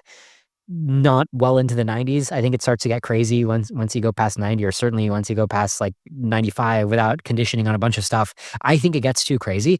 So that's the difference. Like when I'm telling you a number, you have to multiply a few things together. Like the geometric multiplier of like, okay, I multiplied 50 to get 75. I multiplied it by 1.5. Okay, that part might be vibes. But the fact that I got to 50 instead of 1, that factor of 50, that has more like worldview substance to it. Mm-hmm. Yeah. I mean, I feel like we could both give strong arguments for why we have ours. Maybe we should, because like it's doomed debates and we seem to agree on like 99% of stuff. Maybe it's worthwhile to walk through why I think 99 and you think conditional on ASI, why I think 99 and you think 75. I'd actually be curious to maybe we can bring each Yeah, I other mean, why towards why are each you other's view. so confident that we can't muddle our way through? Once you get replicators going to replicate, and you're going to get replicators one way or the other. You're going to get power seekers one way or the other. If you have a multipolar situation, the one that focuses on power seeking, almost by definition, it's almost a tautology, although I do think it has a substantive argument behind it, but it's just so it's basically self-evident that the entities that focus on power seeking are going to have more power. And so you're just going to get entities that power seek, and keeping a bunch of great apes alive is not a good use of power. Like if these things are as powerful as everyone is saying they're going to be, and they're going to like colonize the stars and all these things, then any little like moment of wasted energy now compounds to be almost incalculably expensive in the future. So, like spending a day keeping humans happy and alive is like, billions of years worth of value in the future if it compounds. So anything that sounds like what they're trying to build, which is a super intelligent entity that's going to do all these physics and like and build Dyson spheres and explore the cosmos, which is what they're all saying. You get something that's capable of being that powerful, and it's going to seek the power. And keeping us around is not part of that plan. Yeah, I mean, I don't disagree with you, right? It's just the only thing I'm telling you is all the non-doomer arguments of like, look, there's going to be a bunch of people who anticipate this, and it's, it'll be bottlenecked and being like, it'll need more data centers maybe, and that'll give us some time. I mean, I don't think any of these arguments are convincing. I just, the only reason it's hard for me to go more than 3-1 about a complex prediction is just because like I've been confident about complex predictions in the past, and they usually don't work out quite like I expect. Like there's usually like important factors that I later learn. Um, for example, the subtlety of how AI capabilities came online is something that nobody really claimed to be able to predict, but it's still pretty surprising. And just like it's hard for me to get, I feel like 75% is already a high P doom. It's just it's hard to be like, Yeah, oh, I I'm mean, 99.99%. it's all too high. Even Yeah. a lot of these people who are seen as more sane than us crazy doomers, their P doom is 10%. Well, don't fucking build the thing that has a 10% chance. Right, And these exactly, right. people, Now, if they say P-Doom is 1%, I say this on a lot of my episodes because then people get to Pascal's wager about it, like, even 1%, man. It's like, well, 1%, there's so many background existential risk, and you gotta look at the upside. And David Sachs was actually the recent offender here, huge offender, because he was saying on, I think, the All In podcast, he's like, these AI doomers, they're all about the 1% chance of it going bad. No, nobody's saying 1% chance. I mean, a few people are, but the vast majority of AI doomers, like me and you, are just saying it's clearly a double-digit chance. Like, we're worried because it's a high chance, and it's Sumi. yeah, And, Naval Ravikant is somebody who repeats it. Bram Cohen, the guy who made BitTorrent. There's like these smart, prominent people who just will not stop repeating this libel against AI doomers that we're doing like Pascal's wager with low probabilities when we're not claiming low probabilities. right. One thing we should say is a lot of this gets confused between whether you believe like, a lot of the uncertainty as to whether we're all doomed, or in my view, all the uncertainty is, do we and can we create ASI? And I'm not a tech person, so you know my intuition is that we're barreling towards it, just from what I've experienced personally. Do you have much background with effective altruism or the rationality communities? Because you mentioned kind of the ChatGPT moment just a few years ago made you a real AI doomer, but what was your background? Yeah, not that much. I, funny enough, got in for a minute with Peter Thiel because I interviewed him for a book I wrote, my second book, which is probably the one I'm most known for. It's called The Education of Millionaires: Everything You Won't Learn in College About How to Be Successful. And this came out in 2011. I was pretty early on the train. I will give myself credit for this one in terms of predictions. I was very early on the train of like college is a waste of time and money for most students. Not every student, but most students would be better off, not taking all this college debt and going into the trades and these kind of things. And there was only like a couple people ringing that bell at that time. Peter Thiel and a friend of mine, James Altucher, were the two big ones. And so I decided I wanted to write a book about people who dropped out of college and then became successful, like who weren't born rich, but they were born poor or middle class. They didn't go to college or they dropped out of college, like our hero here, Eliezer, self-taught and then were successful. So Peter Thiel went to college, so did I, but he was a leading voice. He was just starting the Thiel fellowships at that time. And I got like a couple degrees of separation away from him, and he was kind enough to give me an interview. It was a great interview. And then he actually hosted my book launch party in his mansion in San Francisco at the time. Nice. So I kind of briefly got in with some of this crew. And through that, I met my friend Michael Vassar, who was pretty early was it the Singularity Institute and then like Miri. So I got in with, thinking about this stuff. It wasn't really my scene. I read some Eliezer stuff. I liked it. I could tell he's a genius, but I didn't really get into it, honestly, until my Chat GPT moment. I should say my Claude moment. It clicked for me I tried Chat GPT at the beginning of 2023. And I was impressed. And I was like, wow, this is really impressive. And I'm a copywriter, direct response copywriter. So, of course, the first thing I do is I say, like, all right, write me a sales letter on such and such, and let's see how it is. And GPT spits it out. And I'm like, all right, this is pretty good. This is like a B. I could definitely beat that. I wouldn't sign my name to like charging a client for this output. I was like, let me keep an eye on this. Maybe in a year it'll be better. And then it'll threaten my job, freelance job. And then I remember, this is one of those days I'm always going to remember. I was in Ashland, Oregon, and I read about Claude and I tried it and I did the same test. And I said, it was like that moment when they see the asteroid coming, in Don't Look Up. I was like, Yeah. oh shit. My first thought was, I need to get a different line of work. And my second thought was, this is really serious for humanity, because Claude, even back then, I think it was Claude 2, was an excellent writer. And I immediately was like, we are fucked. Like, my job is fucked. We're all fucked. This thing is really smart. We could talk about the job stuff, but at some point later. But that's when I really started taking this seriously. Yeah, gotcha. I think that's a good segue, actually, because I do want to touch on unemployment doom, because you were really the first casualty, right? I mean, 25 years as a copywriter, and you were telling me how it used to be a pretty well-paying job, right? You used to make $1 per word.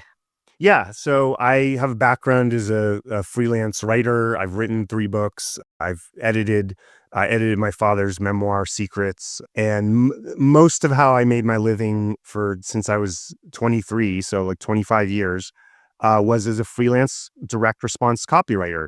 And I got pretty good at this. I could really give a client somewhere between A- and A+ copy for their website. I focused on things that were pretty high leverage, like your website copy, where a lot of business is flowing through those words.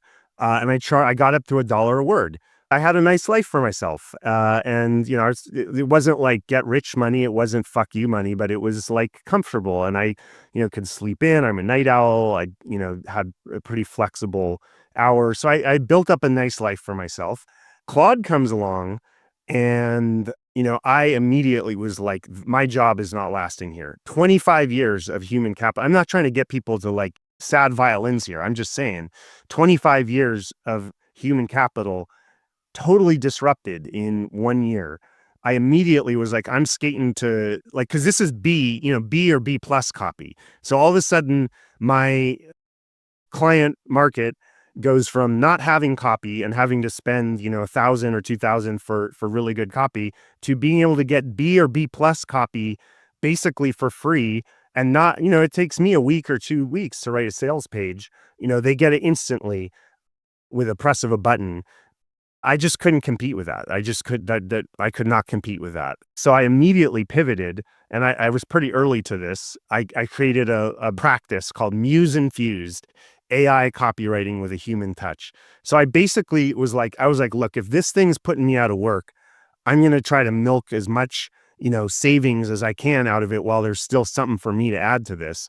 So I immediately pivoted to basically digging my own professional grave and getting paid to dig it. And I started teaching people how to use Claude to get copy for their business. And I spent about a year doing that, and I made, decent money with that. And now it's at the point where it's just good enough where you don't remember that period where they're like in 23 when everyone was being like, well, we'll just be prompt engineers, Yeah. and like there was this like short moment. Yeah, the shortest career ever, prompt engineer. Now it's better at writing prompts than us. And so like Right. that lasted about 6 months. And yeah, so I did this for about a year, and now people don't need me. Like this is going to happen in field after field after field. It's happening. It's definitely impacting freelancers. And I can personally attest to that. Yeah, it's so funny about prompt engineering. I was just talking to my coworker who's working on a project for me at my startup where he's generating these nice evaluations of people's job performance. He's like printing them out really nicely. He's getting the AI to do it. I'm like, oh wow, this looks so great. Show me the prompt you wrote to get the AI to do this. And he shows me this like really nicely formatted prompt. And I'm like, wait a minute, this prompt looks like it was generated by an AI. What prompt did you write to get the prompt? And he's like, doesn't even remember. It's like, oh my God, it's like Inception. It's like AI prompts all the way down. Right. This is going to happen in every field. I mean, the one that really scared me and actually really gut punches me, because like copywriting is bullshit. I just did it because that's what paid the bills. No one's gonna bring out the sad violins that the copywriter lost his job. Fine, but how about graphic designers? How about therapists? Again, I'm not asking for sympathy for me, but I am asking you to look at like copywriting was the dead first center bullseye of where these technologies were aimed at, and like nobody's paying per word rates anymore, which means basically like an entire profession was just like obsoleted in a year. I mean, there's still copywriters, Right. Because and words are a commodity, but maybe, yeah, the a few words are a projects are commodity. not. Yeah, so right now it's always about it's a retreat. It's like, okay, the AI is coming for us. It's coming for every job. So you got to retreat and run ahead of it to where the higher ground is. So for right now for humans, the higher ground is project management, because the AIs, if you've tried their agentic stuff, it's total crap right now. But what just blows me away by the optimists around this, or the ones who say like the AI will never people, is like, I really like the question you ask people regularly is like, what's the least impressive thing that you think when you have an optimist on and you say, what's the least impressive thing that you think AI will not be able to do in 2 years? And I just wish there were some examples. Maybe there are. I'd love to hear it, of someone who said, ahead of time, I think AI is going to be superhuman at Go around this time, but it's not going to go past that. Or I would love someone to register. Here's one that really hits home for me personally, is that the Turing test that recently got passed for me, and I'm not happy about this, is music. I'm a big music fan. I'm not a musician, but I'm a big fan, and I produce an indie artist, and I'm really serious about music fandom. And, I was going along and I heard this song that I really liked called Whiskey Mornings. I looked at Zunrate. I'd never heard of them. I Google it, and pretty quickly I find out that this is a completely AI generated song. The lyrics, which are really good, by the way. I'm a professional writer. The lyrics are really good quality lyric writing and very poetic and original. It's kind of a bluesy rock with a female vocalist. And so they prompted like bluesy rock, female vocalist, and boom, Suno 4.5 spits out this song. I had to Google it to find out that it was AI. And I was like, this is pretty damn good. It's not my favorite music. Certainly, I prefer it to most pop that I've ever heard. So then I did a real Turing test. Like, this is my version of the Turing test. I call it my get stoned and fuck test, okay? Because that's what I like to do. I'm like, all right, I'm going to test this out. Is this a good background to that activity?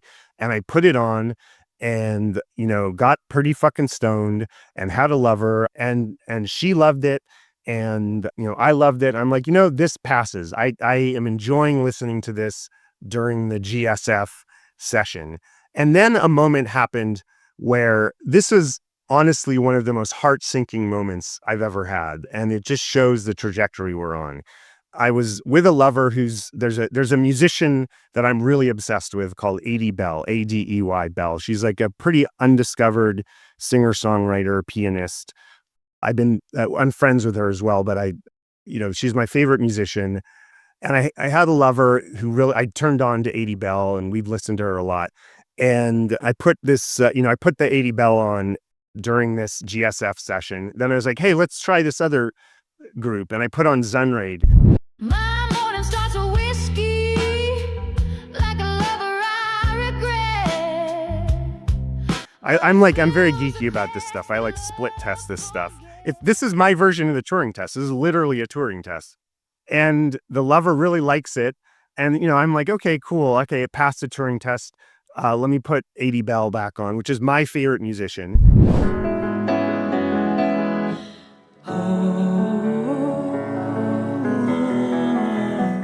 And this is almost a breakupable offense. I'm teasing, but this is like blasphemy for me. This woman said, hey, actually, I really like that other thing. Could you put that back on? So just get what happened in this moment. This is on Spotify. So there was literally entities that were getting money from these streams. And so money was being distributed by Spotify and by listener choice, not my choice, but this other woman's choice. The money was going to a fucking AI and not to my musician who is, could really use that money.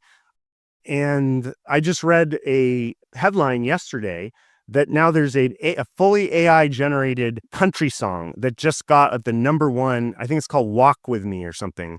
And you listen to it, it sounds pretty good. It sounds like country music as far as I can tell. And it got to the #1 Billboard country charts. And I just looked it up. It has 2.2 million monthly listeners already. So I just have to say it, and I say this with total solemnity and sadness when I say it. It's a tragedy to me. But human musicians are fucked. Human musicians are fucked right now. It's pretty crazy. I mean, I know it's you could write it off like, oh, whatever. It's just having fun in the bedroom. But the whole human skill, the part of our brain that makes us want to go out and write music and put our soul into it and reach the highest heights of genius in like the chords and the lyrics and everything, that was sexually selected, right? It's all about making women want to have sex with you. If you're the male composer, right? Like Beethoven was sexy, right? So the fact that you're in the bedroom and a genuine woman is telling you that she feels more in the mood for sex when an AI is the one composing the music, that is a pretty big canary in the coal mine. It's a huge canary in the coal mine. Let me put it this way. Think of what just happened. A AI generated thing, this country song, it might have taken a non-musician like an hour to create for all I know, or maybe it took a day, who knows, but a couple hours a day, and now has 2.2 million monthly listeners. Adey Bell, the musician, I'm sort of like a patron of the arts for her. She's been playing piano since she was 5, right? So like 36 years, very little compensation for that. Like she's still undiscovered. She's an absolute master musician. And she gained that mastery over hard work, like blood, sweat, and tears to be able to play the way she does. And she has like 800 monthly listeners. Now, she doesn't just do it to be famous. Obviously, she does it for the art and she loves the art. But the average musician has their first Billboard hit, I think somewhere around like age 28 or something like that. So if you're going to be famous as a popular musician, the average is it's going to happen when you're 28. So think about that. As they say about Suno, this is the worst it will ever be. The worst it will ever be is totally passing the Turing test at this point and getting to the top of the billboards. You just have a kid today and you're like, I'm a musician and I want to pass the love of music to my kids. I'm going to give them music lessons. Let's say we survive for another 28 years, which I kind of doubt, but let's say we do. But this technology keeps getting better. Like when your kid is 28 or 20 or ready to make their musical mark in the world, there won't be humans who are making music that is anywhere near what the AI is making at this point. It'll actually probably be like superhuman music, like better music than we've ever heard. And some people might say, well, great, we're being entertained, like we were surpassed. But like, come on, we're humans and we get to decide that we think that music is a valuable, meaningful thing that we bring to the table. And we're basically building something that is going to make that, very unmotivating for kids to put the kind of blood, sweat, and tears that A.D. Bell put for 35 years to become a really good musician. I think Right. that's really sad. I think that is sad. Well, the silver lining is that we're not going to have that many years or decades to worry about that particular problem, correct? I mean, yeah, there's the dark humor in it. Is that, yeah, I don't think we're getting to 28 years. Okay. All right. So heading toward the wrap up here, I want to hit on one more angle that I think is interesting, which is doom psychology. A lot of people on the internet love to discuss psychology. We as humans, we love to psychoanalyze each other and gossip about one another. I see that as the dessert that you have to earn once you eat your vegetables, and the vegetables are object level arguments. So we've talked object level about our mental models, about why P doom is high. I think we've eaten our vegetables, and now we can indulge in a little bit of psychologizing. Specifically, you were kind of born a doomer, right? You were born steeped in genuine doomer psychology from your father, who correctly noted that, the Cold War got us really, really close to doom, and the threat of nuclear doom is kind of, the sword of Damocles. So talk about how you are kind of ahead of the game of like recognizing and living with doom. Sure. Well, I don't want to use language like ahead of the game, like it's some kind of competition. I grew up, I'll say, with someone who had really studied this and who was an expert in the way that military conflicts with nuclear weapons could lead to, the end of civilization. So I grew up, with an expert in this talking about it nonstop, essentially. And I just had to do a lot of emotional processing, honestly, to get to the point where, I'm even somewhat sane at this point. I have just gotten to the point where I am fairly, shall I say, my nervous system doesn't freak out about the idea that maybe we only have 7 years left. If that is true, if the meta calculus is true on 2033, and if what we're saying is true about if anyone builds it, everyone dies, you put those two probabilities together, we got 7 years here. Do I know for sure that's going to happen? No, because I don't know when ASI is actually going to be here. But, that's how people are betting right now, which means I think we have to balance things in our lives right now. Like I do think it would be good for people to start doing some of the emotional work, whether it's with a therapist or with other people who share your views about the possibility that we're all going to die. I Yeah. think that I agree with you. You have to deal with the object level arguments. I think the other side's arguments are laughably bad. My God, like Jan LeCun, it's like, are you kidding me? It's like Trump's line, like they're not sending their best. Like I have to say, the AI optimists are not sending their best. Like their arguments are just laughable. I think that on some level, part of why they're putting forth these very just easily hole pokeable arguments for AI optimism around ASI is that it actually is pretty hard to emotionally integrate the idea that you are going to die, your kids are going to die, everyone's going to die, and nobody and then you seem very weird for believing that because no one else seems to be talking about it. It's very much like Don't Look Up. Like everybody's got to watch Don't Look Up. It totally goes into this.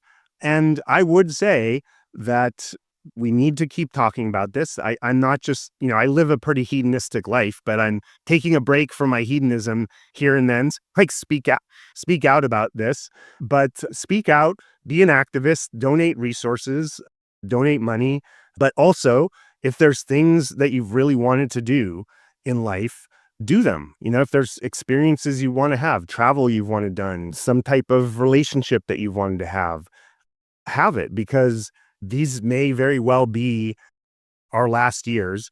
And even I would also say this is that even without ASI, I do think we're heading to some very crazy and unpleasant times. This whole idea that non-lethal ASI would bring about this kind of utopia. I mean, sure, there will be a lot of good things that come out of it, but it's also going to be very, very weird. There's going to be, deep fakes of everything. We're not going to be able to trust any news we get anywhere. There's going to be, mass level trolling and swatting and trolling at industrial level. There's going to be, no privacy whatsoever. Like every private thing you do is going to be liable to be out in the public sphere. Like this is not going to be a fun or normal environment. So I really do think that even short of ASI and Doom, I do take all the other issues quite seriously, including the economic ones. I was the canary in the coal mine. And if you think AI is not coming for your job, I think you're fucking deluded. Seriously, like just think about it. Think about it. Think of how good these things have gotten between, 2023 and heading into 26, 3 years. It's totally accelerating because using the tools helps you build the next tools. It's quite obviously accelerating. This is coming for everyone's jobs. It's coming for your kids' jobs. This idea that there's going to be universal basic income, the UBI, that depends on income. Nobody's going to have income. I don't know who, like the money will be accruing to the top 1% for a while, but at a certain point, it's going to take their jobs.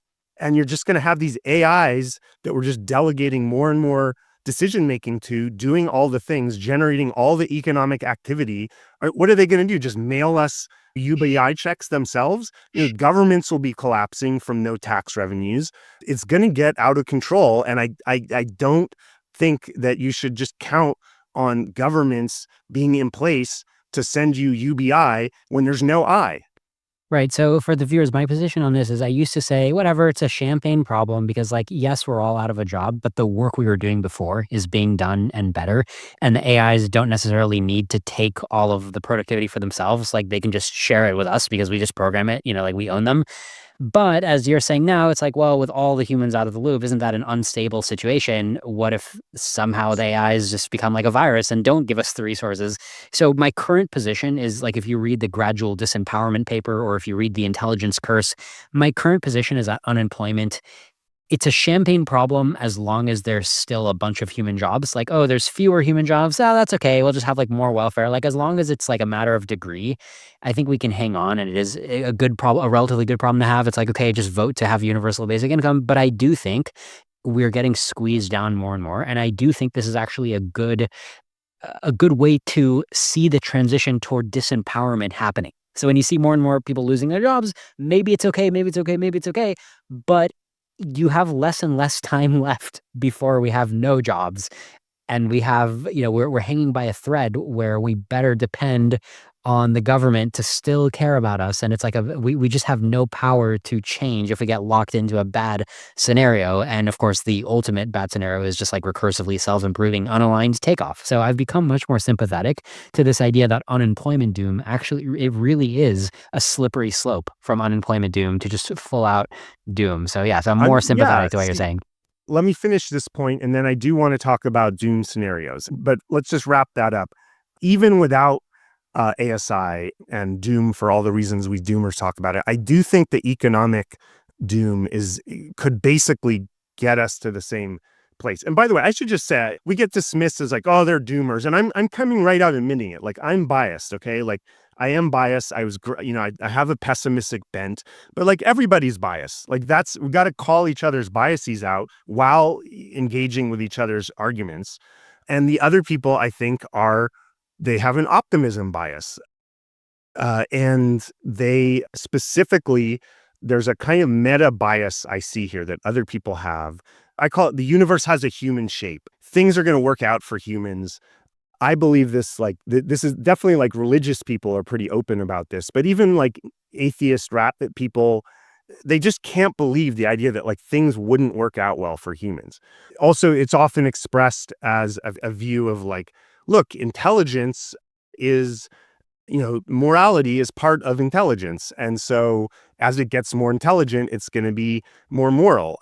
I have to read one quote here from this guy, Ben Gertzel, who, he's an entrepreneur. So he has all these entrepreneurs have so many incentives to be like, it's going to be great. And like, this is awesome. I mean, that's what entrepreneurs do is and it's good. It makes sense why they do that. It's only like when the thing that you're hyping is going to kill us all, you shouldn't do that. But there's a lot of incentive to not think that it's going to kill us all because in the meantime, you're trying to get investment attraction to your cool thing. So this guy wrote a very negative review of Eliezer's book.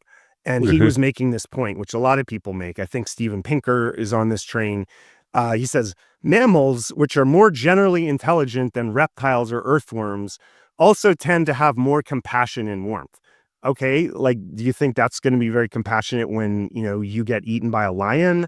Or like when, we're putting pigs? I mean, pigs are very intelligent beings. I think most people who study this thing believe that pigs are quite intelligent. We're not very compassionate to pigs. In fact, we're pretty much the most evil. When you take factory farming into account, we're pretty much the most evil species that's ever existed towards other animals. Like no other animals imprison and torture like millions, billions of other sentient beings. No, I'm sorry. That is just absolutely false that greater intelligence has led to greater compassion. Not if you think that non-human animals deserve any compassion. So I think that a lot of these people have a bias towards a kind of moral realism where there's like, just goodness is baked into the universe and there are moral facts, just like there's scientific facts. And these AIs are going to come along and find out the moral facts, implement them, and everything's going to be great. No, like, I'm sorry, there aren't moral facts. Like if you look at history, Mother Nature is a genocidal maniac. If you look at human history, war after war after war, every border that we have at every country was forged by incredible amounts of blood. It just isn't the case that increasing intelligence increases morality. And you have these entities that are going to be better optimizers than us. They're not going to optimize for human happiness. They just aren't. That's absurd. And if one comes along that just lets go of that constraint, it's going to accumulate power and resources more, and it's going to come and, eat us for lunch. Hopefully not literally.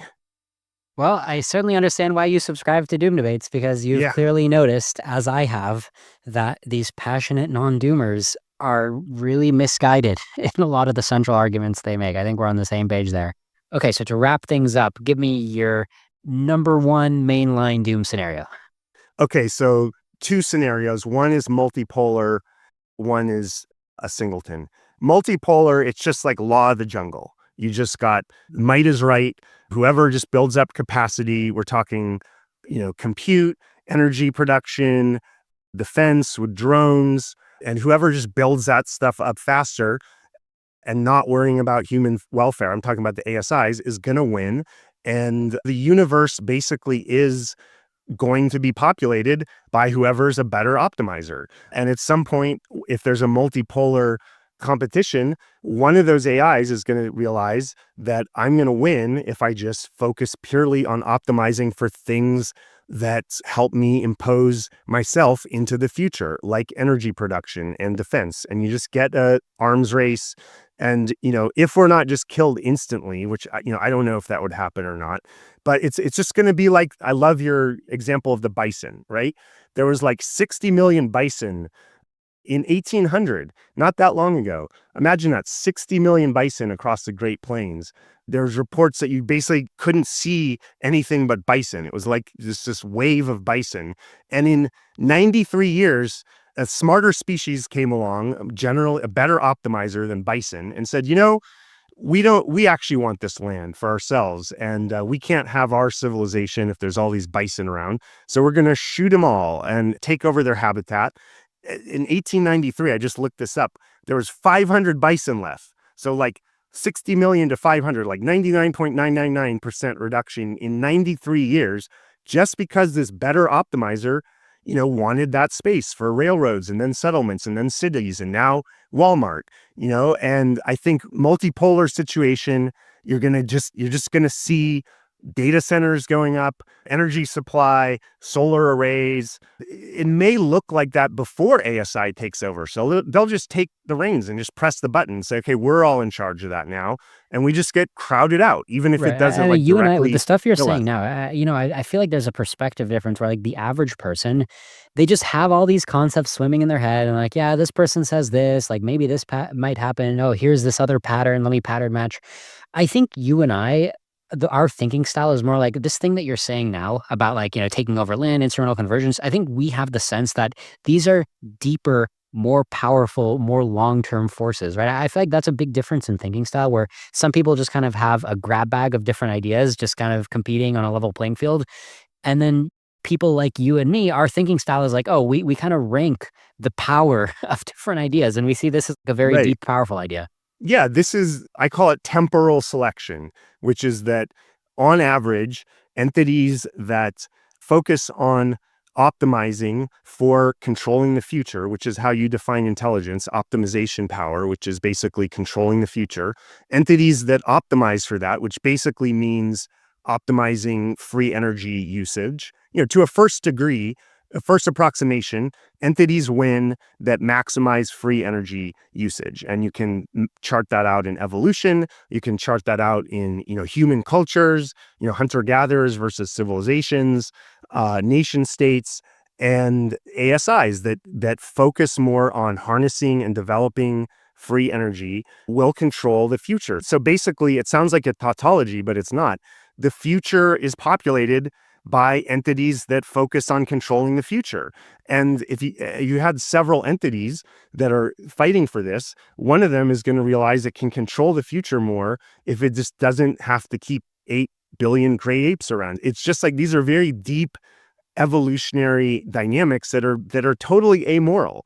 Like you can't exactly say they're immoral because it's what nature does, so that's very anthropomorphic, but they're amoral.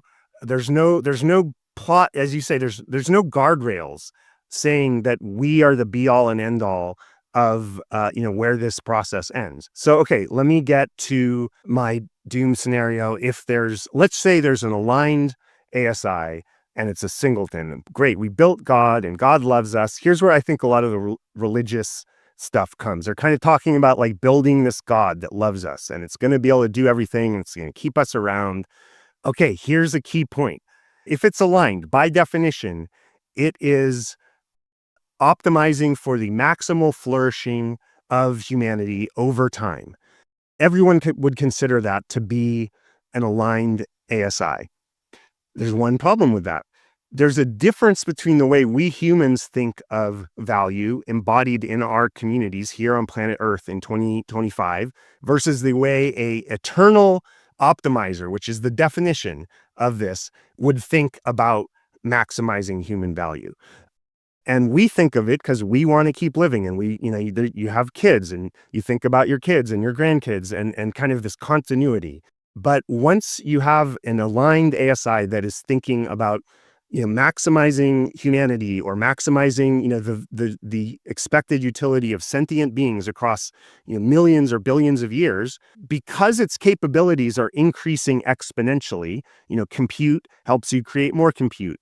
Getting more energy helps you get more energy. So there's a compounding effect of optimization and capacity building, so that anytime you realize a terminal value now, like, hey, let's make these humans happy now, that is coming at an astronomical compounding cost to the joy or benefit you could create for humans, in a million years, once you've solved aging and once you've built these amazing civilizations. So even by the logic of alignment, every time an ASI says, should I, support the flourishing of the humans now, or should I keep my capacity going for another million years and then realize human flourishing? The decision theory works out because of compounding that it always makes more sense to realize the value later.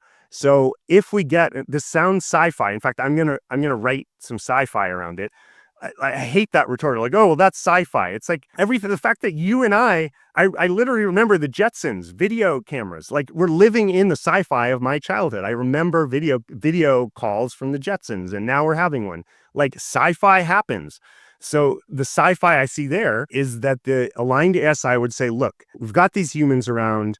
We don't want to kill them because we're aligned, but like anything we do to help them now is versus building capacity that will compound is like having an astronomical cost to the expected utility of humans or sentient beings in the future. Let's just freeze the ones now. Like they're very expensive. That's very expensive utility to be realizing now. Let's freeze them and keep going and keep building civilization and keep building civilization. There's never a point actually where it's like, okay, let's stop now.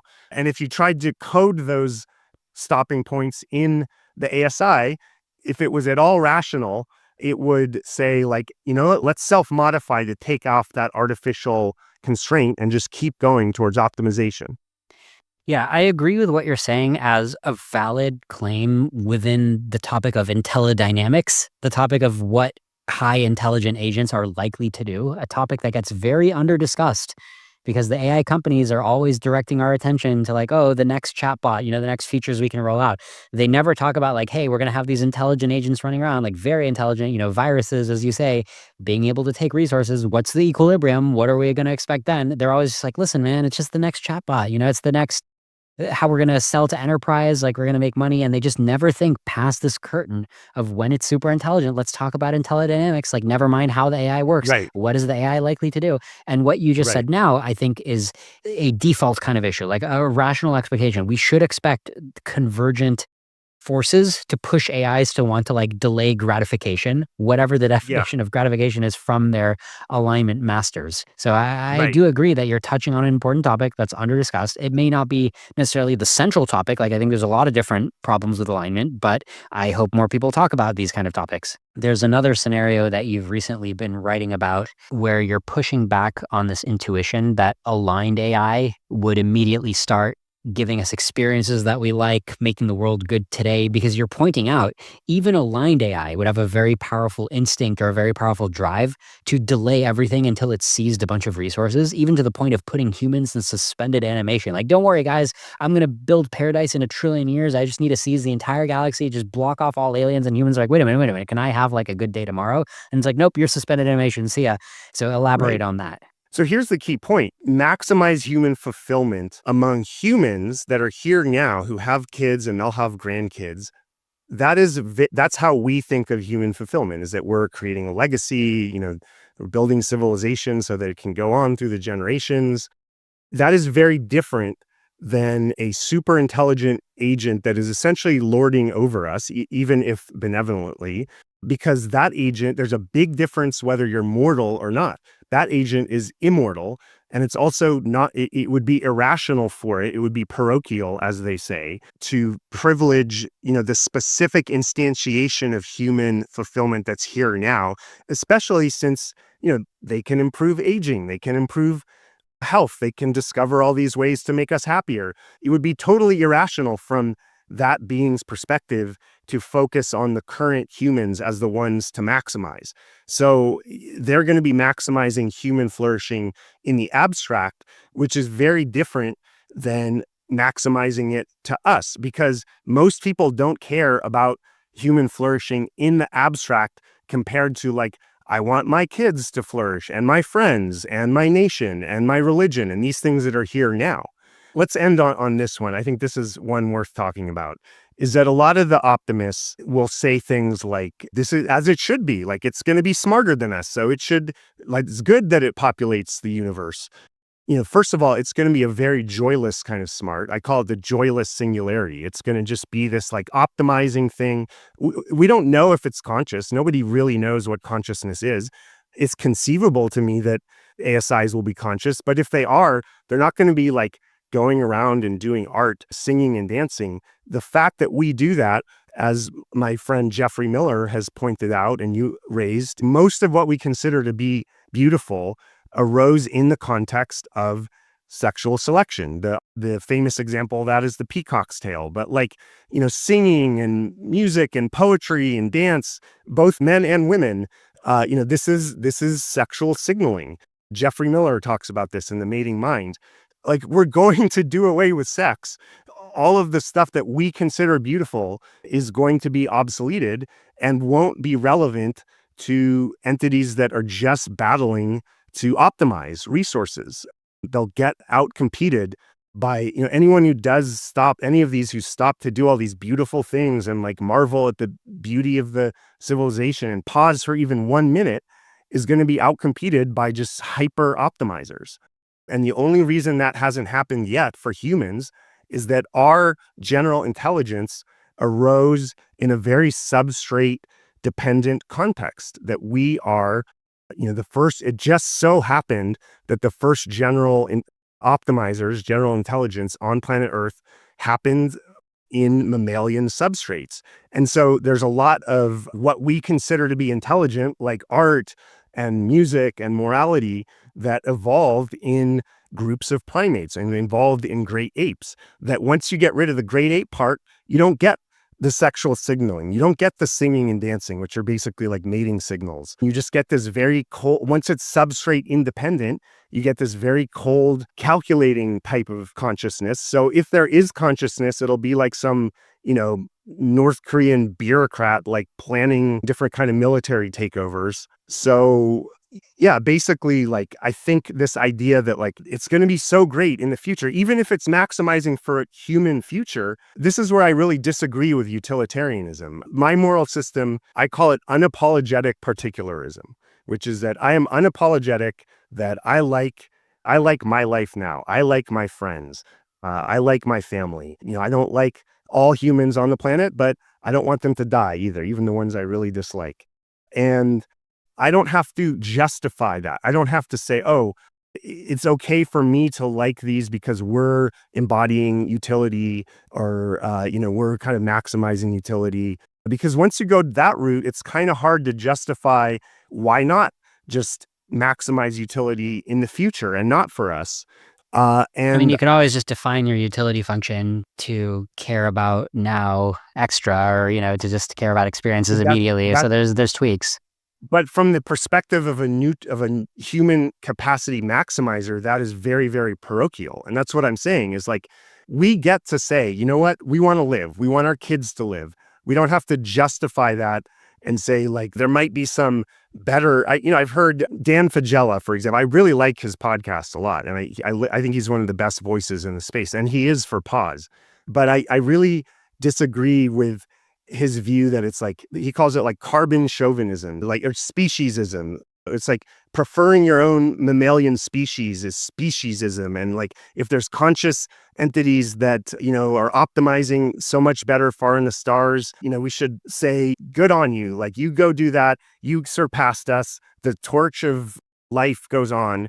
Like, no, I'm an unapologetic particularist. I like being a mammal. I like getting stoned and fucking. I like getting sweaty and dancing. I'm a rock fan. I like going to rock concerts. They're not going to be any fucking rock concerts, once we're out competed by these AIs.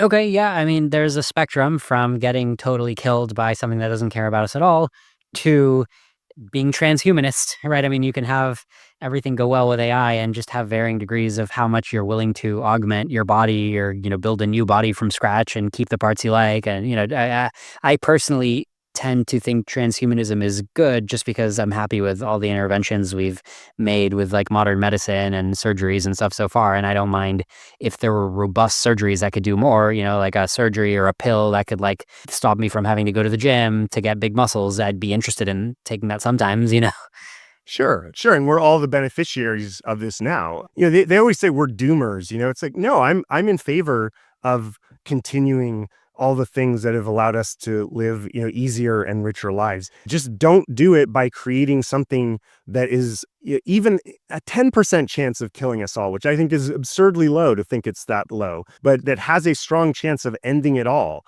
Like that is the key. All this talk about how great AI is, which it's benefited me in many ways, and I use AI quite a bit, is irrelevant until you get to ASI, and then it's a total game changer.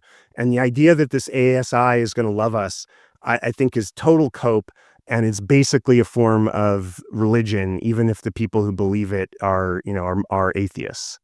Yeah, I think it's very unlikely to love us unless we do a lot of things right that I don't imagine us doing or even necessarily are possible to do. So I basically agree with you there.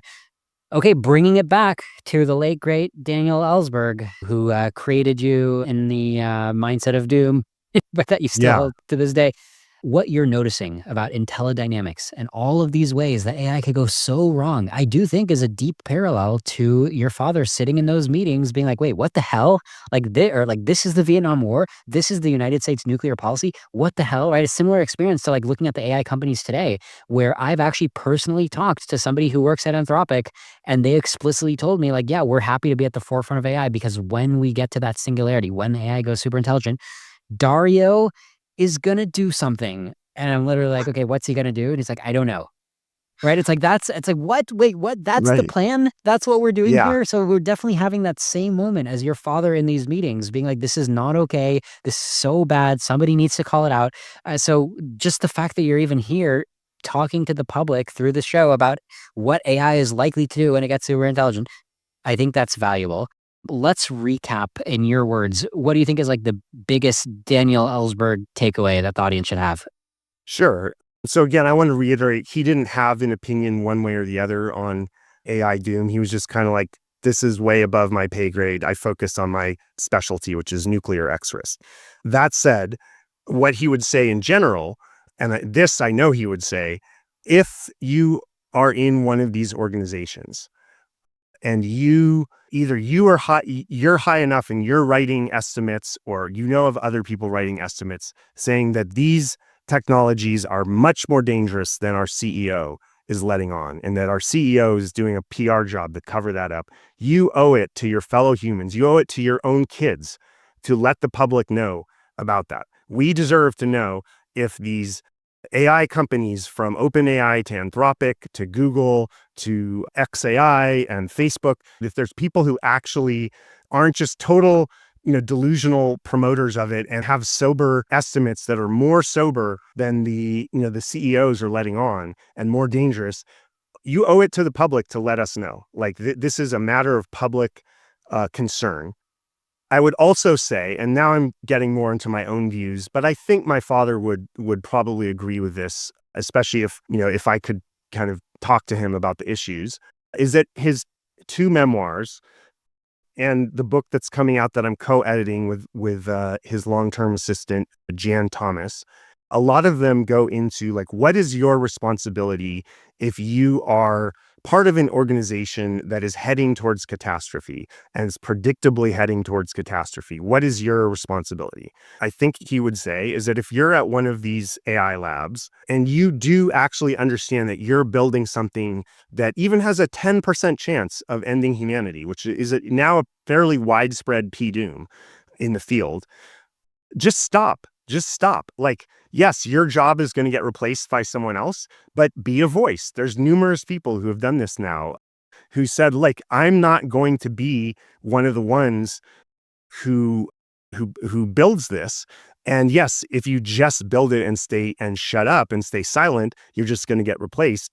But if you leave and get a job somewhere else, take a pay cut if you have to, and speak out and say, this is more dangerous than they're letting on. And I've just taken, a significant pay cut. I think that guy, Daniel. Yeah, Daniel Cogatelo, actually, Yeah. he and one or two, I think also Leopold Aschenbrenner did this as well, Hmm. where they left OpenAI and there's this crazy clause in their contract saying like a non-disclosure, and they're not even allowed to say that the non-disclosure exists. And they were offered like, hey, you guys got to sign the non-disclosure. Otherwise, you lose all your vested equity, which even at the time was worth multiple millions of dollars. I think at this point, the value is probably 10 million plus, like insane Yeah. amount of life-changing money for these guys. And at the time, they decided that it would make sense for them to just not sign it, reserve the right to speak out, even though they didn't even feel like speaking out that much in the moment. But they're like, you know what? I have some thoughts swirling around. I don't want to be making this commitment when it's so important for me to speak out. They left millions on the table. A few months later, there was like an uproar when people realized what was going on. Like there was enough leaking coming out about this that people were like, what the hell, OpenAI? And then OpenAI backtracked and like, okay, we're going to restore their equity. But yeah, I mean, this is a little piece of the kind of heroism that your father showed by leaking the Pentagon Papers and telling us the real story of the Vietnam War. That was a little bit of that, and we definitely need to see more. Yeah.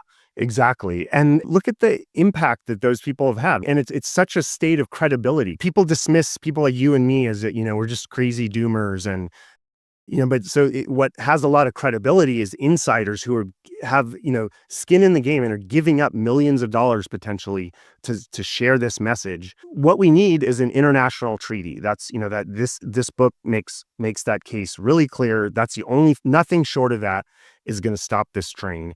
It doesn't look to me like we're heading towards that. So I don't have a lot of optimism here, but it's the only thing that's going to work, and we should still work for it. Like, there's enough at stake that we should still go for it.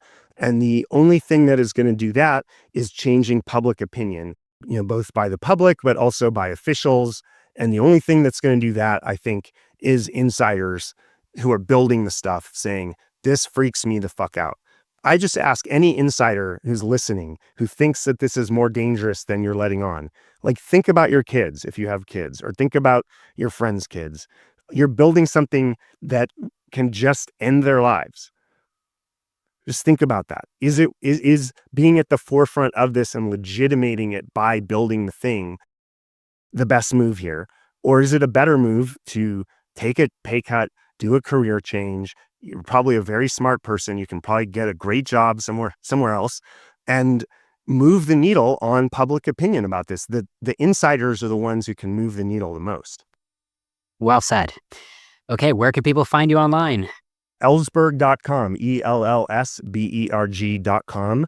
I'm on X, Twitter, Michael Ellsberg. Also, I write a Substack. It's not a paid thing, but I put a lot of my writing out on Substack.